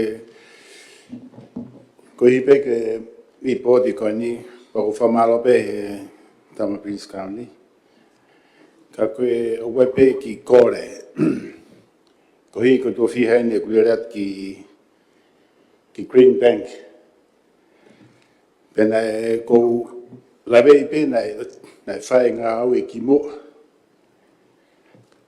ko le reato mato me puranga ke vakai ka ko tunga ko o kia a Green Bank mahalo to e ke holo ai au fi pa o pe ke ato ko me mali e pe o malo pe o tinga ke ha council ke na hanga vakai me ko hi ma pe na taburi ka ton ke tokanga ai puranga ke whahangawi ki ai. E koe hi, he ku fuolo a tau. Nā whai pe kore ki he paremia ke me. Ka kou whakatoka ngā te pe, he koe hi o ku mahu inga. He nā e ko me tahana e whenga whoke Commonwealth ke whakatahata hai. Ai ngahi pure anga o Pasifiki ke nau i Brussels. Ka au fu mamafa. O tamonu ia, o tam kei mao a Green Bank, pa ulava pehe koe hoa pe taha, pa ulere pe ki Europe, whai whakataha, no whoki mai. Ka ko mea pe ke, kore pe ke mo tokang ki ai, koe hi ke wakai e whare koe ia, he pui he tūnga. Koe awen te tau, ke whai tau mawhana, pa ton pe ke whahanga awe ke. Malo sea. Malo gitu. Iya tadi minister Imuri ke office ko ni. Malo. Tapat pe sia mo ka ho. Olera. O fatonga i pe ko fai pe ke ai nga we. O to nga we mo to ala e to ke ke. Me ke ai. I no pere. Ka ko Green Bank pe ko pe mo tau jena ni London ni mo to au pito. Mai api. Fai pe siu ki anga ha funga ya lava e puranga tau malo. Sera tak ko minister ko moi ku malolo na takai he embassy o vakai tu na we pe fe ne report ki tu nga ko ya ngai embassy na yo takai ta ko si ko ta ke fa ma ne report ko tu na ka ke report mai ki tau iloi Me mai ro da pohiba. Saya tak mau fedona, tapi mau tamplinsi, tapi mau premier leo, tapi mau kau minister, tapi mau hoiki, o kompit kagato. Saya naik mau nabi tu naik fai lele perunga we he tau gosi tau tu. Pada fai mai report kato aki he ngai fare kon ngai misiona, kawaya Green Bank ko Tokyo o San Francisco, Lucila pe mo Australia. Ko umea ko ko hake sia mo ni opito. Tau te fito ki Green Bank, também mo San Francisco, mo New York. Kana e sisi before ke pacheti tau ko ia. Os kamata nga we sia, we ngai report nga we na sfa. Pa was fai pe mo e fetu ta ke oloia pe mo ngai kauta. Tau te fito ki London, na ma wai ai kauta hai ko snow. Ko ta we na na wi tonga ni o ngahi ai. Tau ako ni ko mala wa puna mo ngai ke pe Pasifiki. Ta ko panga ko ni ko na ma o pachet ko ne to ko si ma me pe hai pare mi malolo. Na e kamata nga we o kamata New York. Ko ngai la hien. Pe nai fare ri la nai hoko ke embassy ko ni ko New York ta ko no fare. O fare re ia ri fi fare re ia mo ngai me ke. Ko hai tu nga ku ai pe ko se pe kai sea. Ka ko panga ia nai ma o ko ni ko e pacheti e ta ko ne wa to ne to ko si. O ya mga foto tu nga o e le le mo to ania o se o ki Australia mo ra bita ta no ke ga embassy o ku firma u ya ke fare re e va beta. O we popo wa tu ya he ni ki he administra o e ta fa ko ni ke ya no pachet fe uma. He uma e pachet ko ni ke lava ke whare rei i ngai whare koe ni tau te whito ke tau mission koe ni koe pinguri. Ko popo a tau ke whotu koe ni koe hange koe ko Australia ke aha no toka ngai make. Whika wake pia mui kautori se popo at kia popo at ki he i Nusila. Tori ke whai mua toka ngai make he ki he no whaanga koe ni koe i Nusila. Pau pepe fok pe mo New York sea. Koe mahu inga New York e ke whanuan sea he kuia e ngahi koe i uena. Koe ngahi embassy lalahi koe ni koe o mamani. Te pulawa ai ambassador koe ni koe i New York o Talanoa whakamamani lahi i re volo koe i uena ke ngahi embassy ke kehe. Sea pau mahu inga o bitu koe mea koe nua ke umone o bitu. Pau tonu ke whaha sio ke hai pacheti. Nau skamata ngau e pea pura ngai koe neto ko si ke wharerei koe. Nukua muno ngai mape ia ono. Me pangoe hangi koe mea koe ni koe ai pare mia reo ne kai ke whahu mai ken. Ka koutu ina o sia au mai pe ki hen. Pe ko whe komiti na au mai ki ai. Nai ngai lahi ai pura ngai koe neto ko si. Wheka waki mga mission ai pura anga. Popo watu ki he ngai whotutu whakaukau. Ek minister. Pau tonu ke popo i he whare. E ko hie koe ngai wheitu i a mbau i ngā bitu malo. Malo apito? Se malo e ripoti se ka ko hinga e ke pehe ko Australia i whahago ka te au tau lava kore ke pula ngā tau kelkere ken pela. Ai ha tau mea whane nei. O malawa pe. Pau tantari pe ai pula ngā Australia ka whenga negotiation. Ka whanga ulawa ne nai e whaisio ka pula ngā. Ik minister foi whakatau aki? Io ik minister ki muri? Si ve whago atu pe koe ngai whalerei koe ni ki Greenbanks ka i Lotoni pe mo New York e o kos wahu mai pe paseti koe ni tau ni ki whangau i ai. Maro. O he paseti tani he paseti koe he tau kahau o i tani wa whawa ni mai? Koe. Ka ko topi ki whakahau koe ngau. Maro. Io ik minister ki whakatau aki. Tap ke whaitu nai sea, tap ke tau pinis kalauni, pa pe ke o me mi pa komit kakato. Sea koe koe whotua ke motuani o ke whi whakamalo ki he tap pinis kalauni. I he nebe a pai ke he whakakpampa ripoti, e pot ngau nai whakahoko i he eki minister malolo, pa ko whamalo e pe kei he liu lalo ngai whi e kau ngā kau moe tunga matuani e whakawhatungea. Pranga tupo. Sea koe whakotoke motuania koe talano he ausia, pea mo ngahi mo ni mea, o kou loto pe ke mea pe ke tama, pea whamore pe na ku ngari whai maloa e whakahako whai. Ka pate mo wakai fo ke pesi ni mango fulma ni ma, whika ua, ne mea ton pe whaitu una i sea, i wholau koe ni. Ka koe ngahi palpare mai a, sai pe koe ni ko tunga matuan ko te pile ke whahasi o loloto ki ai. Ko ngai palpare mai na mau fō mai ai ki mau tolu koe ni kau aluminai i whaitu koe ni. Pa kutu ke hoko atu pe, pa te au ke toko lahi ange whanau ako, o kunau ako i whaifonua koe ni. Pa kau e pe me ngahi whaifonua ke ango siapani ko Aseria, tata whito ke ngahi whanua upe ki mama at ki ulope.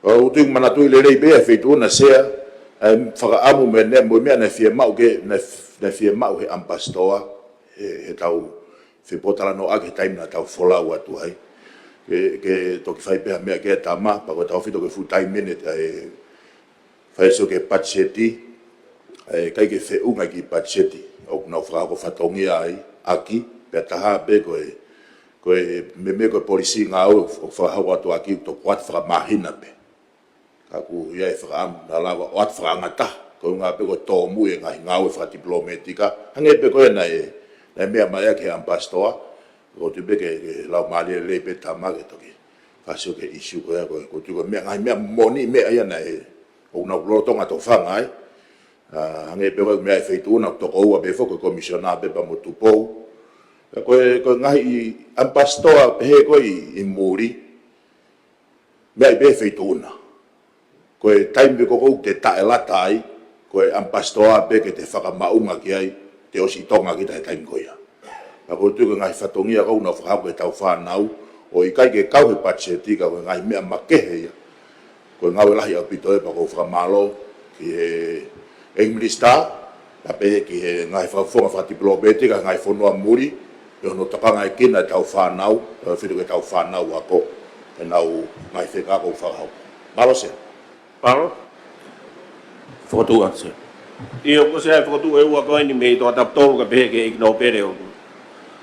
Toa tapuluaki ke tari ai ripoti, ai potu ngau e ki muri, wanoa ua tolu, wanoa ua whaa. Tau paloti, ripoti, wanoa ua tolu, wanoa ua whaa, ai potu ngau e ki muri, kata ke o hika ko nima, tau tari ripoti ko iau. Exeo loto kia i a seos i a whakiwafolau sa mareni, 17 tau moua. Samiu ki uta vaipulu, mo are o tonuku, e ki milista ki a ngai whatwhanua, e ki milista mo ui, e ki milista taki mamata, pea mo lao.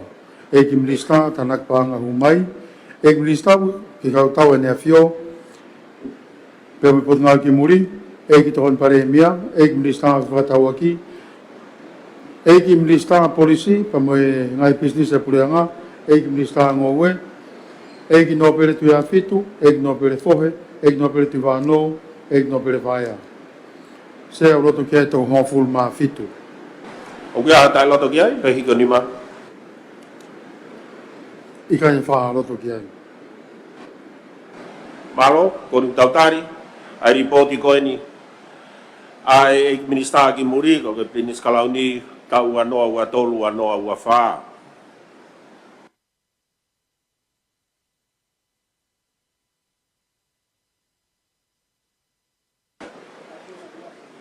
Isea Koe, malo. mea mai e minista. Ka malo te whareni anotari i po te punua i muri.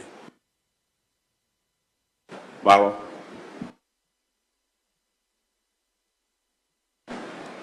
O mea peke tau ase nika?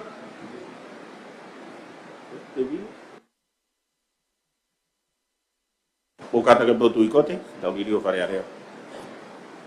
Mara hoiki, neonko e toi ni man ki ono, o tui ku taimi peki tau tome whare ki pompong, ki ongo fulu, tau keres. Kes tau ki ko si sukais mo whrao toa tamai, whela meri manioni, ki tatoko toho an whaipe tangata. Amen.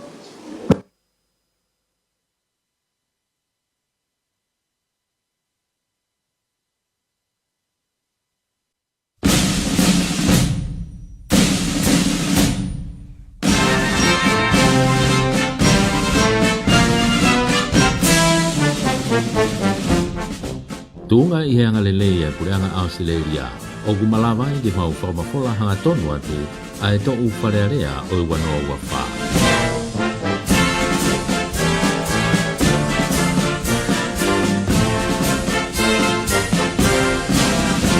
We are broadcasting the parliamentary deliberations for 2024 with the compliments of the Australian government.